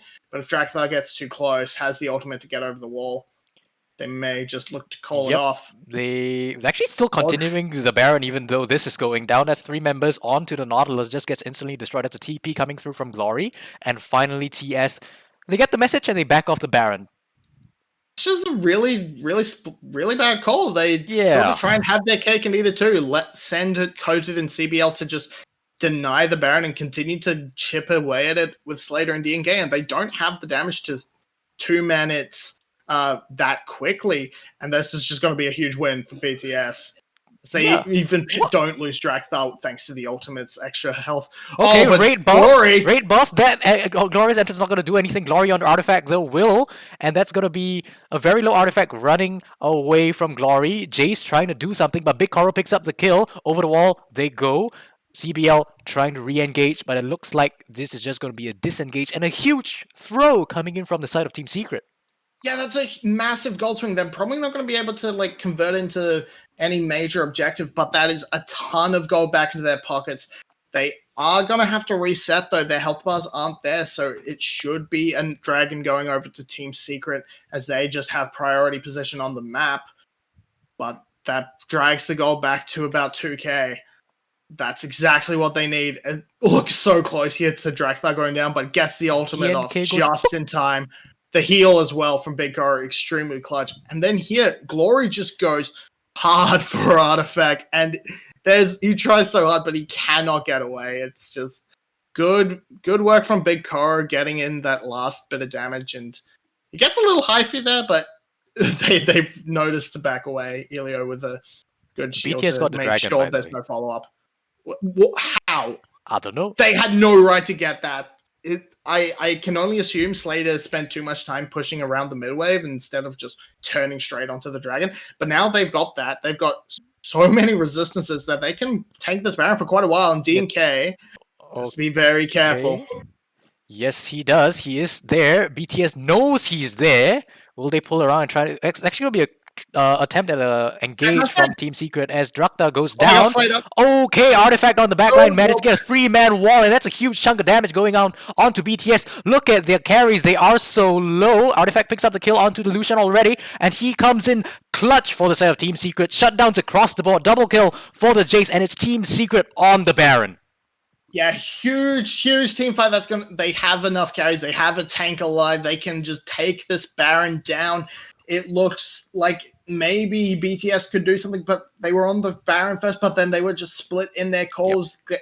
Drakthar doesn't go in. He gets blown out. Then they try and engage 4v5, and they just let the Tristana pop off. The cleanse was there to deny the taunt from TH, and now they are in a perfect position to push this gold lead even further. They're back to 6,000 gold ahead, despite the efforts from BTS to claw it back. They can ease, and they have perfect tools to set up this 1-3-1, pick up these last remaining outer turrets, and push through into the base of BTS. They can't win off this Baron unless BTS horribly screws up a team fight, but they can put themselves into a point where it's nigh unwinnable. Look at how they get collapsed on here from the side of Team Secret. The communication is just bad. Yeah, BTS just don't know what they're doing. They split their calls. Drakthar goes alone onto CBL and gets completely deleted by Slater. Then great sweep from Artifact means that there's no escape for BTS. They're forced to fight in the 4v5, and they just get torn apart. No damage is able to land onto the Tristana, and that is the main carry for Team Secret right now. Slater putting in the effort. Slater making things happen for his team. I feel like at this point we really do need to get some information about what the audio issue is. Is it like with their headsets or something? Because with these plays, some of them clearly can't hear their teammates very well. Either that or there's some disconnect going on in their brains. Yeah, there's just disconnect going on in their brains. I think they're just not clear with their communication. They're not shouting, go on this person. They're just saying, go, turn. And then they're like, turn on the nearest person. Oh, I'm isolated. And look at this damage from Slater. He doesn't need any time at all with his turret, and it's just gone. There's no way for BTS to engage on top of him, so they're really relying on Glory to just find a good flank angle, but there's no vision really in there for him to teleport on to try and get that flank, so he has to be really careful. They go on to DNK, though. CBL's trying to get him out. The heroic entrance will knock up too, and it's look like the health bars from the side of BTS. They're just basically melting Team Secret in this base. Slater is untouched, but is he going to be able to do enough? Now he's dead. No, he's not, as he just gets instantly destroyed. It's a 2v3, but the Galio is low. Team Secret, they're trying to go for a bit of a re-engage with Drakthar. He wants this really badly. Big Koro, like you said, still has a bunch of damage. Artifact, next one on the menu, will get taken down by Drakthar. Now CBL, you're a Nautilus, you don't have damage. It's a 3v1, and BTS, they find the fight and they hold their base.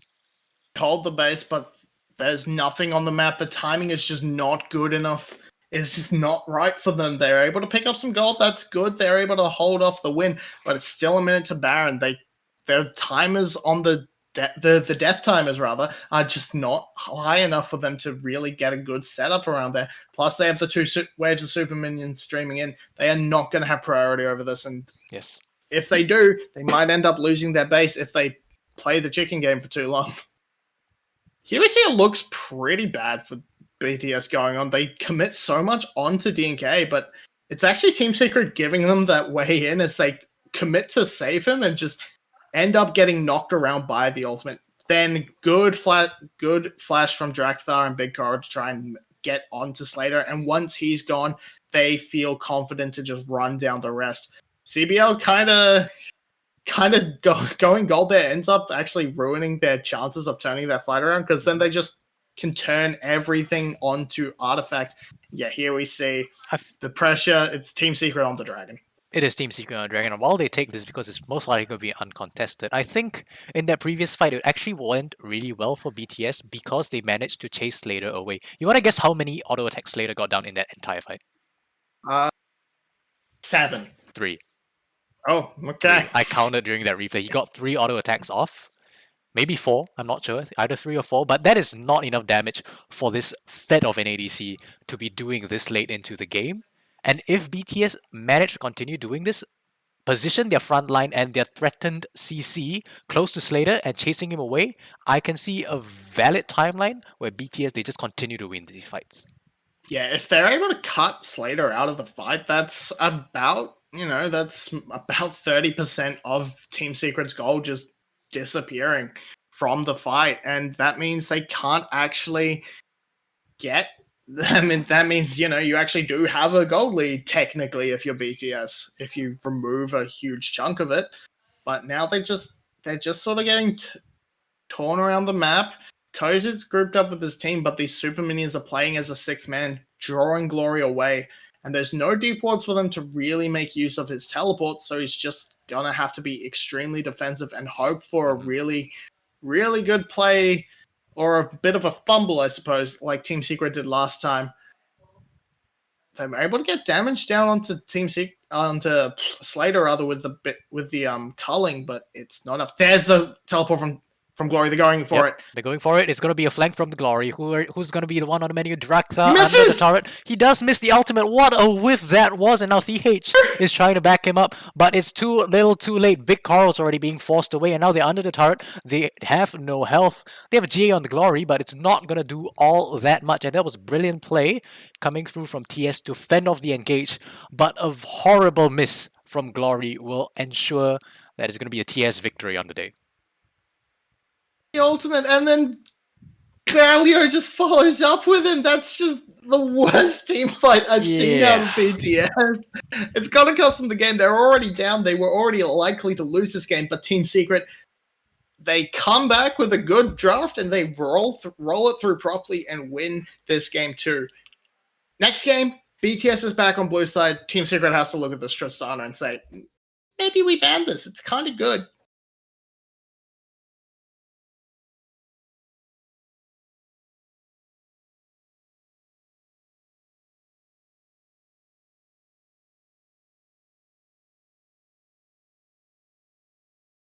Yeah. Yeah.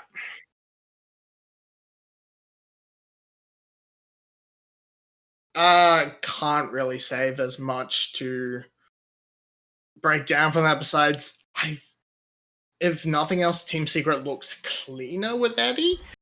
I mean, Slater put up good numbers on that Tristana, but there's just so much. It's very tight between these two teams, and it kind of a bad news bears for Team Secret. Maybe if Flash is better than BTS, maybe they continue to play like this for the week. Maybe Flash can upset them there. Maybe SBTC can still clutch their way into playoffs. It's coming down to the wire, and Team Secret really needs to win this series.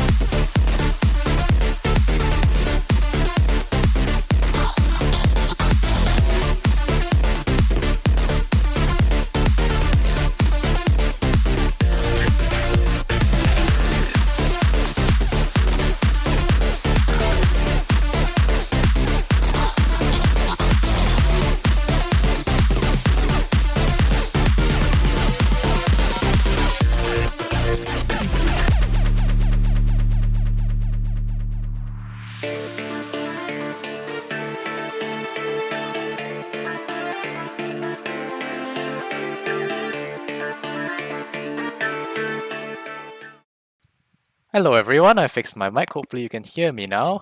With me are still Rebel Fox and Mabinogi Gentleman. How was that game? Do you have any thoughts that you'd like to share with our audience after watching that? Rebel, I'm going to let you start this time. First off, blue side dominance. Second, that is the second game in a row that I predicted. So again, PayPal's anyone that wants to throw that's fine. However much you want, I'll just give somebody a prediction. But most importantly, again, this Tristana seems to be a pick that's absolutely dominating in this series at the moment. Despite some really good play that came out from BTS, it's just really hard to combat against this. And then the play of the opposite side, also the play here from Team Secret, also very much improved from game number 1. Yeah. Yeah. Aside from those throws, I hope. Mabi? Yeah, I think having Coded in that top lane did sort of shore up a bit of the dominance Glory was showing in that counter pick in game 1, but there was more better pathing from DNK to control Drakthar. They scuffled a lot around the first Scuttle Crab, which kind of ended up biting BTS really hard because it meant that from there, DNK had full information of where Drakthar was going and read him like a book. And Drakthar got absolutely nothing done on the map. Glory did okay, but with just the amount of jungle pressure that was going around from DNK and with great team fighting from Team Secret, the Rift Herald play in particular just blew at the game into Team Secret's favor. And then from there, BTS didn't have many great ways to get themselves back into it in their composition. They have really great disengage and re-engage, like counter-engage, but they didn't have good starting fights from when they're outside the position. So if they were second to a play, they couldn't do anything. If they were first to a play, maybe they could have done something, but then they didn't have the wallet to make up for it, so they ended up just losing across the board. Right. I think that game was, super close. They had no right to be that close after what we saw in the early game, but alas, you throw a couple times and that's what happens. If you were given an opportunity to fix one problem, right? Maybe the biggest problem for either of these teams really going into game 3, which area of the game would you try to focus on? Would it be champion select? Would it be mid game? What do you think was the biggest issue for both of these teams? Rebel, why don't you start us off? I'll let you pick the team that you want to go for. Sure. So the early game was just a little bit kind of messed up from the side of Burst the Sky in the second half. So game 1 was really good. They were able to play very much to not only laning strength, but also get Drakthar around the map, at least to some extent. Game 2 was a little bit sloppier in the regard that they were giving away some plays in the earlier stages of the game that they probably should not have been, contesting in places they should not have been, and just kind of overexerting themselves in specific positions. I think playing either around Drakthar's ability to attack your lanes and getting that lane dominance. Again, Glory's now visited top side twice in a row. At this point, we're just considering him the top laner for the series, and TH is in the mid lane for this point.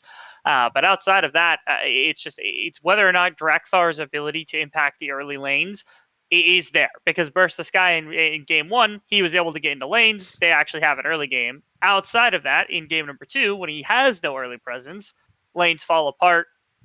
Later game got better, team fights started to look better, but if they don't have that 4,000 gold advantage to start the game, it looks completely different. Right, we are going to jump into Champ Select, but Mabi, I want to get your quick 2 cents as well on the side of Team Secret. I know they won the game. Will it be more of the same for you, or do you think there are a couple of things that they can change as well? So being on red side, they have 2 completely changed up with their strategy from Interesting. game one. Mhm. Banning Trist is definitely a fantastic start, but I think you can look to save your counter pick for top lane. There's the Trist ban, so that's a great start. Whereas, what did they even do in game one? Who did they save counter pick for? It was I don't even remember. They picked the It's like they picked Renekton very early.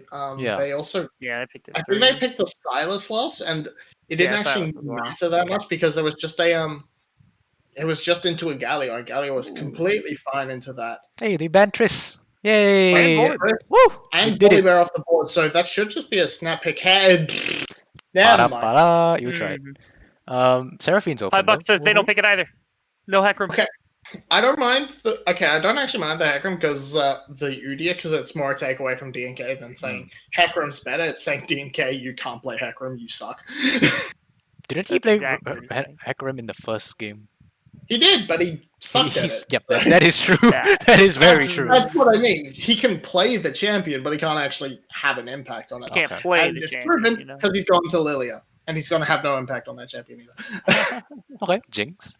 I think this is the only other champion that we've seen Eddie play, so maybe he's in, maybe he's still Slater. Actually, I think Slater got VTV's MVP because Yeah. VTV doesn't have So- eyes, so yeah. Slater's almost certainly still playing. Yep.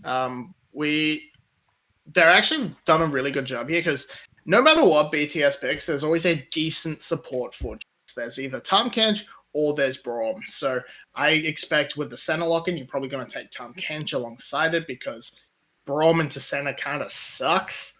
We don't talk about Harvest. We don't talk about Harvest. It does not We're not- exist. It does It's not exist. going to be a. No, no, Does no. Seraphine What? does not exist on this patch anymore? Is she just gone? now? there you go. There it is. Never mind. As you say, Come on, Blitzcrank Jinx. You want to see and it? this could actually be really, really Which is interesting. not good.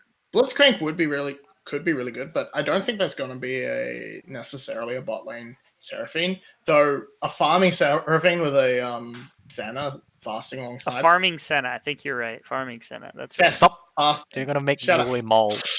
I'm gonna make him tweet. But either way, Make it a could be tweet. very strong. You basically have two Recklesses in your bot lane, so that should make a very happy Yule. Fair. But that's going to be Camille for Coated, one of his better champions, one of his favorites. There's no worry about an Octane coming through, but Twisted Fate should be on that ban list from BTS. Oh, they actually banned the Blitzcrank, so no Blitzcrank for the Jinx. Satch. No Thresh either, so no hooker champs. I mean, Nautilus is still available. Oh yeah, that is true. Yeah, Nautilus. I don't want to see more Nautilus from CBL though. No, thank you. Ike is also available. Dude, is Pike a thing on this patch? I've not seen Pike in He hook- ages. it He's feels. a hook champion. He's a hook champion. That's Yeah, but what no matters. viable hook Okay. champions. Team No Kens? Secret banning the It's Town respectful. Kench themselves.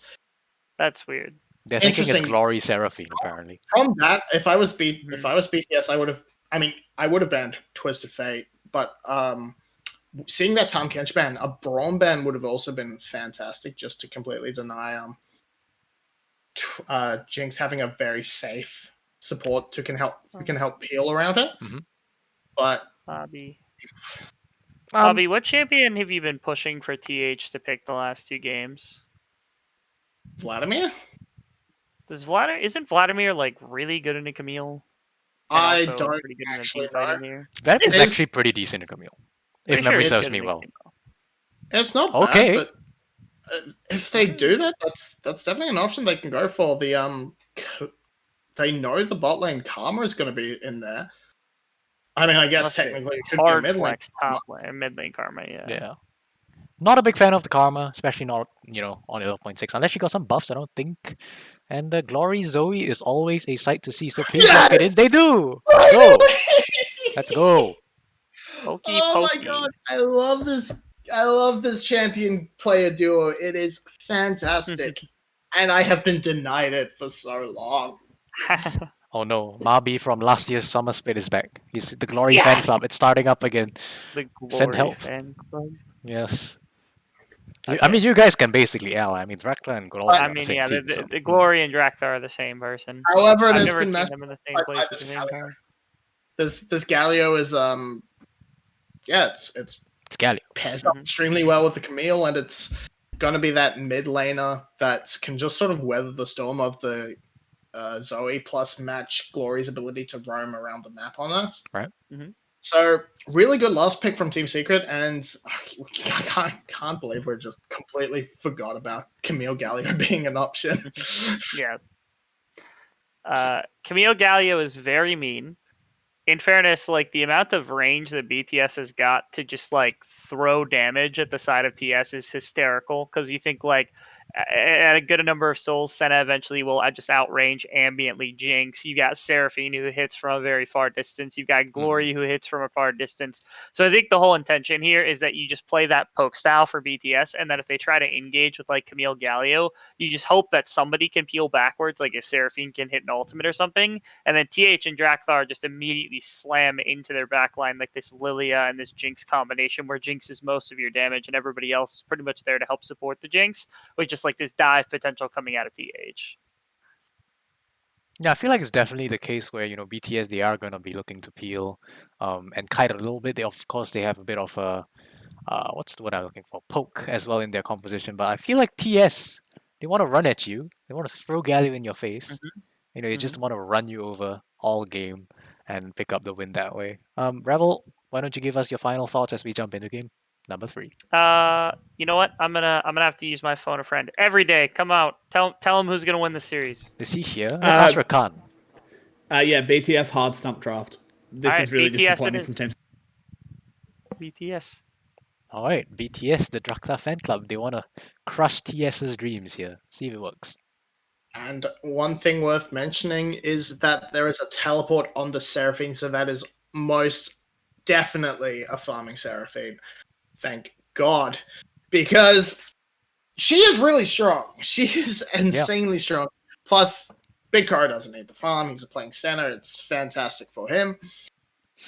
Now, I guess we do have to look at a few of the weak sides on BTS's draft. That is, they don't have a ton of peel, especially if they get a little bit hyphy and try to force their way into things. They're looking to land poke, push Team Secret back out of and away from objectives, or be there first and keep them away and just make sure Team Secret can't go in. But if Team Secret finds a way in through like a flank from Coated, there's not a lot of recourse BTS has to get them away again. You have a Bear Stun, you have a Seraphine ultimate, and a Sleepy Trouble Bubble. That's about all you have to work with, and it's not much. It's really not a lot to go off of if you're trying to keep it safe, play safe, and if there's a Camille and a Galio jumping on top of you. Yeah, fully agree. I feel like on the side of BTS, it's either you kite and you zone, you do it well, or you die. Yeah, that's pretty much it. We are also going to need to see Team Secret indexing pretty heavily into the healing reduction with both a Seraphine and a Senna on the team, because my God, the healing that's going to come out of this bot lane is just ridiculous, especially if Elio decides to go for that Moonstaff build, which is most likely going to happen because it's not like they're lacking in AP damage, so no need to go for the Leandries and be the sort of solo carry threat as an AP champion. Now that said, because of the lack of frontline, there is actually something on with Big Core I would have much preferred. Something we're seeing a bit more we've seen a bit in Korean solo queue, and that is Frostfire Rush Grasp of the Undying Senna. It's a thing. I very saw that in solo sort of queue. The Undying Frozen Mallet of old, where you're just sort of trying to be that tankier frontline, like that tankier build, and you're still doing a lot of damage because your passive is ridiculously cracked. But because they're just going to go for the standard, more high damage build, which makes a lot of sense. They don't have a very high AD profile, so they kind of want as much AD damage coming out of the center as possible. But it was definitely an option, and it may have helped out a lot against providing a bit extra peel with that AoE slow field, and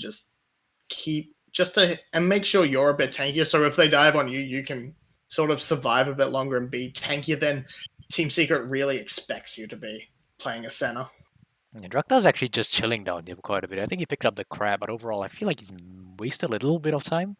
Lilia is, I feel, slow, just a little bit ahead on tempo. Obviously, his CS numbers don't quite reflect that. DNK actually looking for a Gangsteril seed will not connect as CBL runs down Big Koro. Will he get the snare? He will not.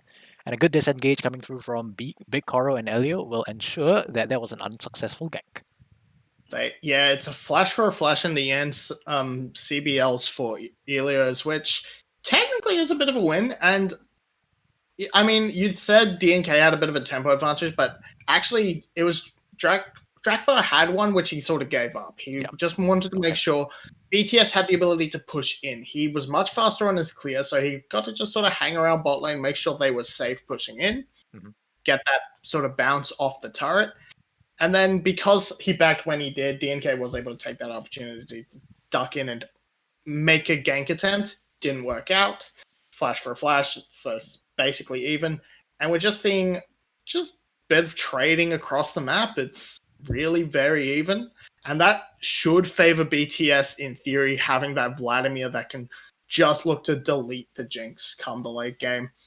Yep, And as just- just as you say that, we're actually looking down the barrel of a potential dive here. Both level 3 on on Elio and Big Koro. That's a very big Galio just going in, looking up for the stun. The snare comes through from Jinx, and they do pick up First Blood onto the support already. Drakthar trying to look for an answer, but he's not going to find one. A very clean dive from the side of BTS, on the side of Team Secret rather, managed to pick up First Blood.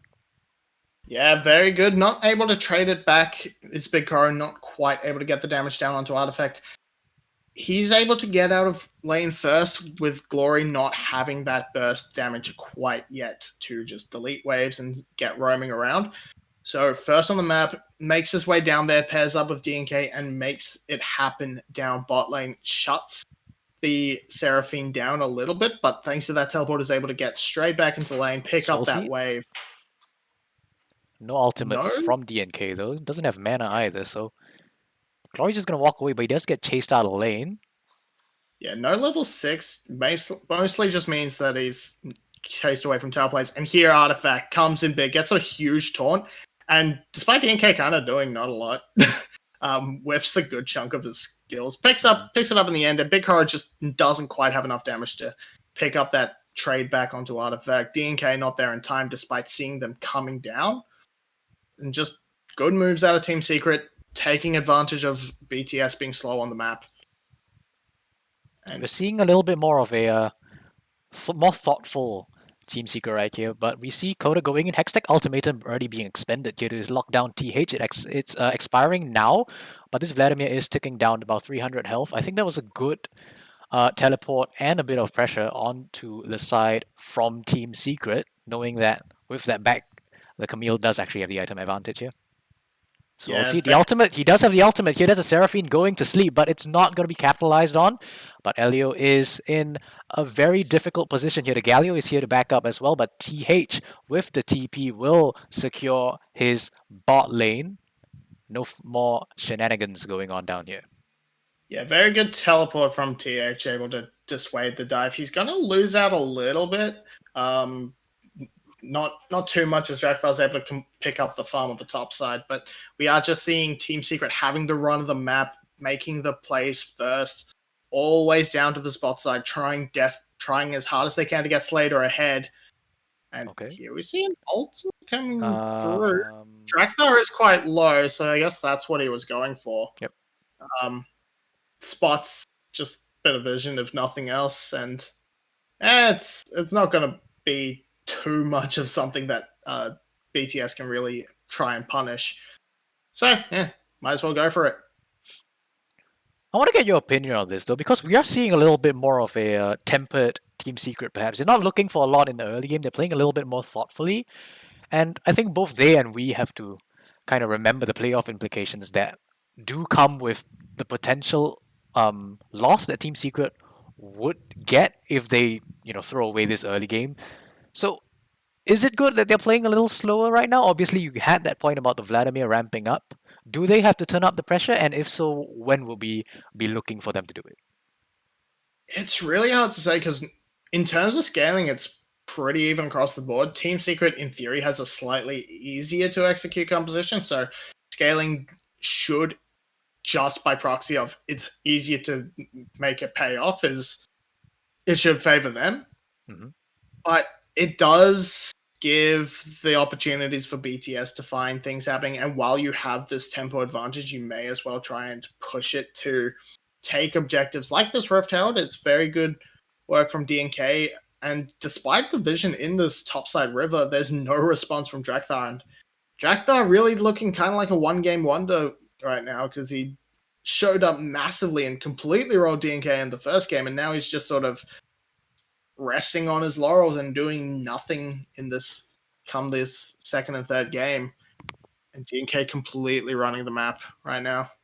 Yeah, DNK has really been the unsung hero of this game. Not done many flashy plays, but like you said, secured both the Dragon, got the Herald. He's looking like he's in a very strong position right now, 1-0 up on the Lilia. He was actually the first. Wait, he got the kill? He got first blood? I thought, okay. It's even better then. He picked it up with the Q. And just overall, this bot lane has taken this advantage and run with it extremely well. They're getting very good trades onto Elio time and time again. CBL finding these empowered Qs, and the healing just isn't there yet from Big Koro and the Seraphine to just weather the poke, because Elio's had to back multiple times already. Now it's it's building up into a 20 CS lead plus the 2 tower plates plus the assist. Slater is having a fantastic time building this lead, scaling into the late game, and the Seraphine is just not even able to keep up in experience, just kept so far back. See, and look, they're resetting again because I guess their mana's low. They don't really have the ability to push up. There's too much vision control in the bot side river, and it's just more time wasted for Seraphine. She's taking a really long time to build up to her items. Yeah, and that is a major issue, right? I think even if you think about, I would say the best application of Seraphine that we've seen lately will be G2 versus Schalke. In the early game, they really didn't really get that Seraphine going. It was always about, the ADC until finally Seraphine came up at 40 minutes in the game. So hopefully we won't have to wait that long to see our Seraphine pop off, but it is going to be very sketchy, like you said, in the early game at least for this champion. So in a sense, BTS maybe not that sad to just be waiting around on their heels for now. Yeah, but Team Secret, they're not going to give them that chance to sort of just wait around. They're really looking to ramp Slater up, getting this Rift Herald down here as well. It's just okay. Hextech ultimatum onto TH. That is going to be a very dead Vladimir. Zoe is here to answer. Dialio goes to sleep, but Artifact is still very tanky this early in the game. He's going to back away, and nothing more is going to come of it. Just the TP expended from the side of Glory. And Glory's just getting run around the map. He's not able to push out these waves fast enough. Doesn't have the Ludens, and it's not probably going to stay that way until the Ludens gets completed. And Artifact is taking this opportunity to just make things happen. He's got the Predator, so he's able to get around this map extremely quickly, especially with these cooldown boots. Oh, he's coming again now, Glory. What are you doing there, my friend? Just going to get taken out. Artifact, like you say, making things happen across the map. Glory just trying to grade for that crab. Take that away from DNK, but I guess assumed the ultimate had been used in that top lane play, but it wasn't. It was the teleport that got Artifact up there, so he's able to use that to just jump straight back down onto Glory and punish him for that greed. And it's just a collapse coming through from BTS. They are not able to stand up to this pressure that Team Secret is putting out. They are everywhere on the map, and they are just hard winning. Yeah, and now Team Secret, they managed to get the Dragon as well, and you can see that they're slowly turning up the pressure. They played slow and steady in the early game, but now that they've gotten that small lead, they've gotten the first Dragon, gotten the first Herald, they got a bunch of plates and the kill on their Lilia, they're saying, hey, we can actually take these fights right now. We know our item breakpoints, and they're going for it, and they're picking up wins across the map. Yeah, you've got to look. There's 100% kill participation on Artifact. He's really making things happen. Mm-hmm. We're going to just keep saying it time and time again. There's a 20 CS lead for Glory, but that's absolutely not enough. And TH, he's on his Vladimir. It's his tried and true pick, but it's just not able to do anything. Takes so long for it to scale up, and he's just being targeted time and time again. This Camille is able to keep them in place despite that pull, that sanguine pull, that thing that keeps him safe. It doesn't matter if you can't go anywhere with it. Yeah, and Kodach's just like bullying him wherever he goes. TH shows bot, Camille shows bot, TH goes top, Camille's top as well. Kodach's just really giving me the vibe of someone who really knows the ins and out of his champion, and it's really making TH's life's hell right now. Yeah, this coded Camille has been a staple for Team Secret. Mm-hmm. Generally paired up with something like the Galio, like the Twisted Fate, like the whatever it's called, the Nocturne, something that can follow up on that Hextech Ultimatum and make sure whoever he puts in goes to the Death Chamber. And right now, it's turning out to be TH a lot of the time that they're targeting, as he hasn't really made his way around the map to try out anything. But as these team fights go on, it's going to be Seraphine that's put into the chamber. It's going to be Senna that's put into the chamber. It's not going to... And it's just going to take way too long for BTS to get online. They're just slowly, passively losing across the map. It's only 3 kills, but it's a 3,000 gold lead. I do want to go back to that point, though. We might be seeing a dive here, so I'm just going to... Oh, is he going to ult? Is Al going to come through? Nope. I'm just going to give you the question. You can think about it. What really are BTS waiting for? Well, maybe you can answer now. Like you said, they're waiting for something. They're scaling, waiting to come online. At what point in the game would you say that BTS are perhaps strongest, are perhaps finally online and able to look for these fights? Because right now they aren't doing much of anything across the map.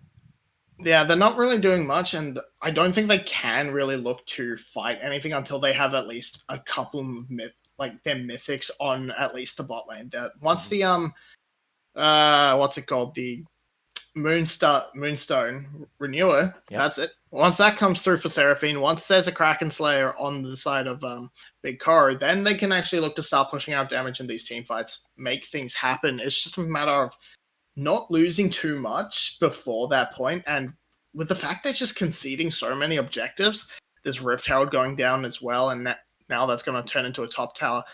By the time there's a Kraken Slayer on Big Koro, that's going to equate to a Phantom Dancer, or not a Phantom Dancer, but more like a Runards on this Jinx, because it's just rolling up, getting way further and further ahead. It's just another free tower to Slater. Yeah, he's just loving it right now. Yeah, BTS is just giving everything up. I mean, when Glory was up there trying to clear the wave, the Galio just walked in and Glory was forced to use the flash, changes it to a heal, so it's not really that big of a problem, but still, at some point, BTS, they have to go. Yeah, BTS has to try and fight a little bit more for these objectives that are going down. Like, you don't want to give up kills to defend them, but you need to make sure that the time is wasted for Team Secret. Now, like, they just got that top lane tower for free, didn't have to use the Herald. Now they're going to have it for this mid lane turret when this dragon comes up, so they can just rush it down and pick up multiple objectives. Big Car still a while away from his actually, he's probably going to pick it up on this back now, so he's going to have that damage available to him. But TH still a while away from his rocket belt. He's not going to be doing anything in these fights if he even bothers to show up for them, because I don't even know if it's worth him doing so. Mm-hmm. If only to just dissuade Coated from going in. And they're just so far behind. There's a Verdant barrier on the side of Artifact, so he's not as worried about the huge AP damage profile that BTS is putting out. There's 2 items already on Slater. They are so far ahead in terms of combat stats. It's not just this gold lead. They do manage to get priority over this Dragon Pit, but it looks like an engage coming in from two sides right now. Coded with the Hextech Ultimatum, locking up Drakthar. That's a jungler. You want him alive. Artifact in the middle of the entire team of BTS. Look how that tanky it Seraphine ult. takes so long to go through. The Seraphine ult comes through, yes, but is it going to be enough? Drakthar is once again in the middle of Team Secret. He's a tanky boy, but he does go down to the Lilia as well here. Continue engage. CBL just gets chunked over and over again. That's going to be a kill going over to TH and BTS. They finally done Slater's something. untouched. TS, they are very low. Slater is untouched, my but for God. how long the Zoe bubble misses, DNK having to run away and Slater flashing the wall. This is going to be Dragon for BTS. And BTS are able to win the team fight. They pull up back off the engage and cut Artifact's flank off entirely, and then it's just they're able to play that fight in the flank, in the choke point a little bit better, have a little bit more AoE damage. Slater's able to rain down a few rockets, but is mostly zoned out of the fight, and that's going to be a dragon picked up, and that stems the bleeding, gives them 5 more minutes to work with before Sol is even on the table. BTS may have just sort of found their way back into it. They've clawed the lead back a little bit. Yep, and that's going to rush and that's going to get an item for TH. Sorry. no, go ahead. I mean, I feel like maybe there was a little bit of miscommunication as they try to dive in onto Elio, and oh man, Elio's not having a good day, is he? He's gonna go down under the turret. The turret's gonna go down as well, and our Rift Herald's gonna get spawned. That's gonna be at least a decent chunk of damage onto the second tier turret here, you feel. Will he get a charge? Yes, the Rift Herald actually dies just in time, but here comes the rest of Team Secret. That's TH taunted up. Nothing else gonna come of it. Drakthar chasing away Artifact. And there's going to be a disengage coming in from Team Secret. They get the turret, they get the kill, they're just going to walk away. Yeah, you can't really teleport in the face of a Jinx because those chompers, you always appear behind the turret. You just land into the chompers and then you just get blown up, as we saw there from Elio. Which is unfortunate that he just wanted to defend his tower, but ended up giving over an extra kill on top of that. So really, really poor moves. And here we're gonna see the fight again around this Herald, and we see Artifact teleporting in the back line. It's a very sus TP. Drakthar is tanky enough to hold off and keep him in place. Lands that bear stun, that is perfect, and the ultimate. It looked really good. It looks like maybe that, but there's no actual follow up. So when we get into the second part, you just got to look at what Slater is able to do. He's kind of zoned out there by everyone. He's raining down rockets, but he's not actually getting enough of these crits to land. And in the end, he's not doing anything, and TH is just able to chunk him out.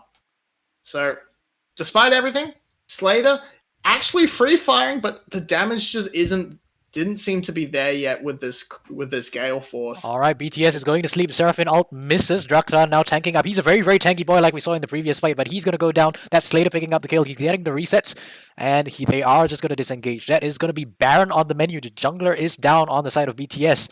Can BTS find an answer? Yeah, with the Seraphine ult down, it's a little bit harder.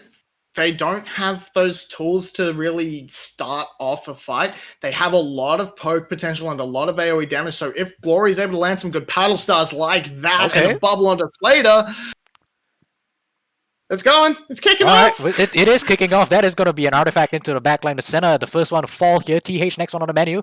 It's a very low health bar on Team Secret, but it's not going to matter as Vladimir goes down. Glory trying to get something back, but that's a double kill for Koden on this Camille. His signature pick. And Team Secret, they will be picking up this Baron. A little shaky, but they get the win in the end. And there's just a massive disconnect there from BTS. They get a massive chunk of damage down onto Slater, and TH says, yes, I can use this to blow him up, but and now Drakthar's just run into his death. He's fine. Oh, no, he's fine. Just says hello. They don't overcommit. They don't have the CC to keep him down. But either way, Glory goes into this big flank on the back, and it just ends up losing them the fight because they're not stacked up and able to fight as a team. They just sort of run in one at a time like lemmings and get cut down. That's a Baron over to Team Secret now. They're going to be able to siege up extremely well. And with this Baron buff, this massive, again, AP damage profile is going to be completely shut down as the wave clear is going to be even harder for them to work with. Yep, next item on the map is going to be the dragon, but for now, let's see how this plays out. That's a really good bubble onto Slay the Bird. Yeah, and you see, it's just TH sees that bubble and goes really high for you, but Coded's able to keep both Elio and Big Koro at bay, and Glory does absolutely nothing because he went for this massive flank around the Baron pit. He gets a bubble down, he kills CBL, but that's just not worth. He did absolutely nothing in that fight, and it was already over by the time he finally makes his way around the Baron pit. So disappointing from Glory. Yeah, a little disappointing. Like I said, TH is a little overextended here. There's 3 members later. It's going to take his time. The rocket is not going to land. He goes golden, but will it be enough to save him from death? No, it will not. TH goes down. Slater actually picking up that kill. This Jinx actually doing quite a bit of work here, being funneled by his team as well. Yeah, picking up that kill means they get the excited proc and then can just roll into a turret. And look at how long it took them to clear those 3 minions with that Baron buff on them. And that's just an easy rotation from Slater into the mid lane. They can easily rotate into this top lane that Coded has prepared earlier. If they even want to, they may not need to. They might just rotate this into the dragon and pick up that soul point and make BTS sweat even harder. Yeah, do they even need soul at this point? I feel like the game's just gonna end in the next 5 minutes unless, Team Secret shows us why they were, why we thought they were very sketchy in the previous game. All those throws definitely could come through again, but Team Secret this game has definitely been looking cleaner. I would not expect a throw. I think this should be an easy victory lap over the next few minutes. And now that I've said that, that's gonna be a caster curse. Yeah, that's that's been the story of this year, hasn't it? But where your BTS, what you're really needing to do, how you're setting up that caster curse to come to fruition is vision, which they've been very lax in. They don't have a very good way to force the vision into even their own jungle and set up sort of big bubbles from Glory to just pop people. He finds a bubble there, but it's straight into a Banshee's Veil, so next time Glory may be able to pick something up. But Next time on Dragon Ball Z.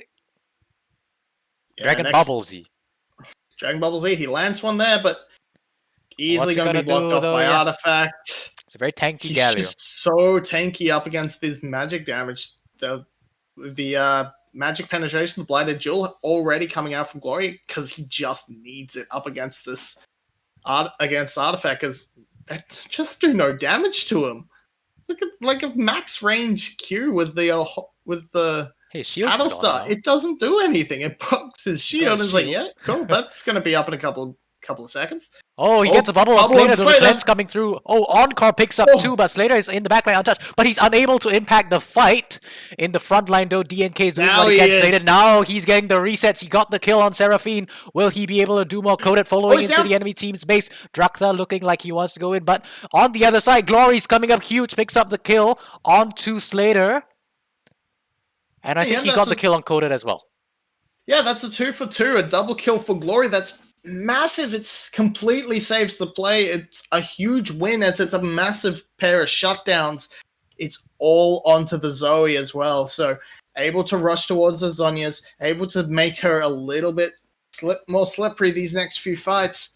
Maybe we see it come through. And here, it's a good start onto Slater, but they aren't able to blow him up. The peel is just too good. And here we see we need to keep an eye on Glory. He pops around, but he's very sneaky. Lands one just over the wall, and then Coded dives in for Drakthar. Gets picked up. Glory really popping off there, landing these paddle stars when he needs to.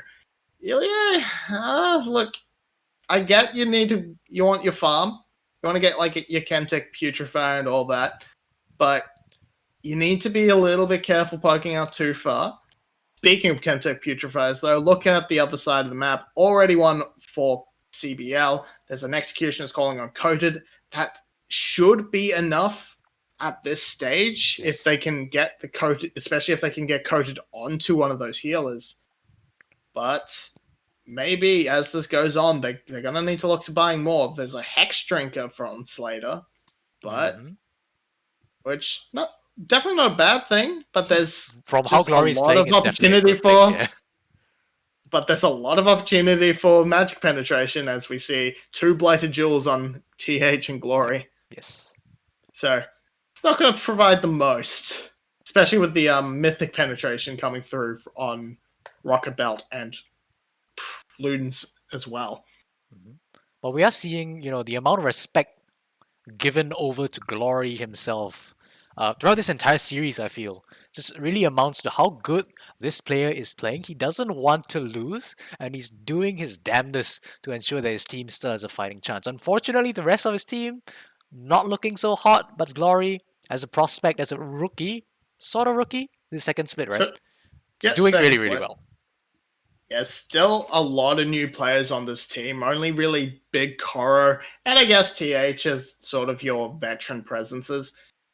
BT, Glory, Ilio, and Drakthar all came in on the percent roster last year. This is their second split, but here we see a Baron being started again. Lots of poke available for Glory. Coded. Coded's got the flank. And so does TH on the Vladimir. Looks like they're just going to back away. So, Coded with the hook shot goes in, gets stunned up. Is anything else going to come? The bubble lands onto Artifact. That's not going to do a whole lot, Glory. You got to find better targets, man. The heroic entrance comes down, knocks up Elio. The Seraphine already going down. That's a lot of damage. That's a lot of healing gone. My apologies.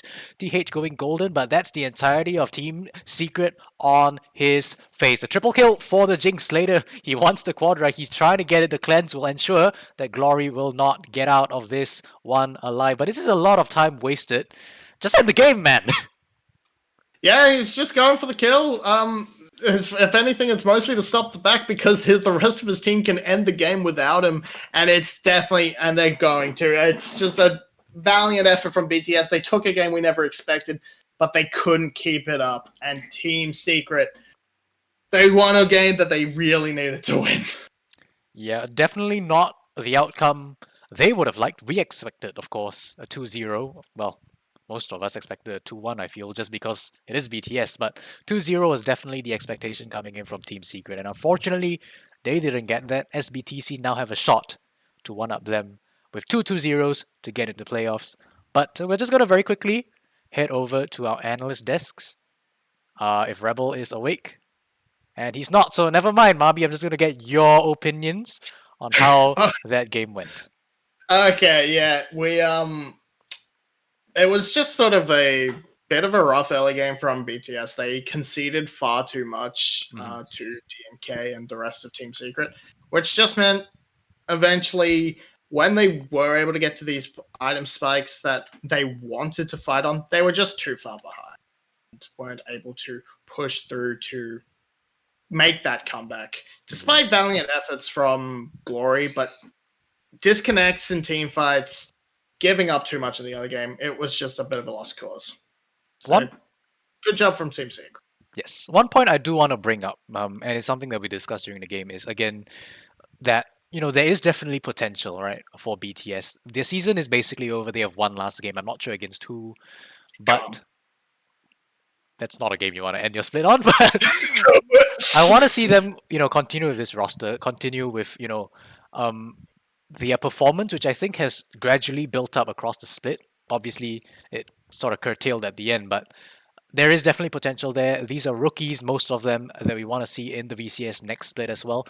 And, again, if they continue on this trajectory, they can be very formidable opponents. Anything you want to add onto that? I know you love Glory, so I'm just going to give you like a minute to talk about him if you like. I definitely think these players have potential to have a shot and shine in the VCS. But with these 2 splits back to back and massive improvement from the players as individuals, but still cohesion issues, I think it's time to blow the roster up. Spread the love around. Send Glory to SBTC. Send Drakthar to, I don't know, Cerberus. Just make sure because the players are good and teams should be looking to pick them up if the team splits. But I think this roster as a group has sort of reached its peak. I don't think it's cohesive enough to really continue. But fantastic players, and I hope to see more of them, if not the team, next split. Yep, we'll see more of them against GARM, and we'll see. Hopefully, the rest of the the players at least, on the next split, they definitely are VCS material. So look out for that. Come back for summer. But for now, we are gonna go for a short break, and when we come back, rather, it's gonna be our match of the week. It's CES versus GAM Esports. Don't go anywhere. Stay right here with VCS.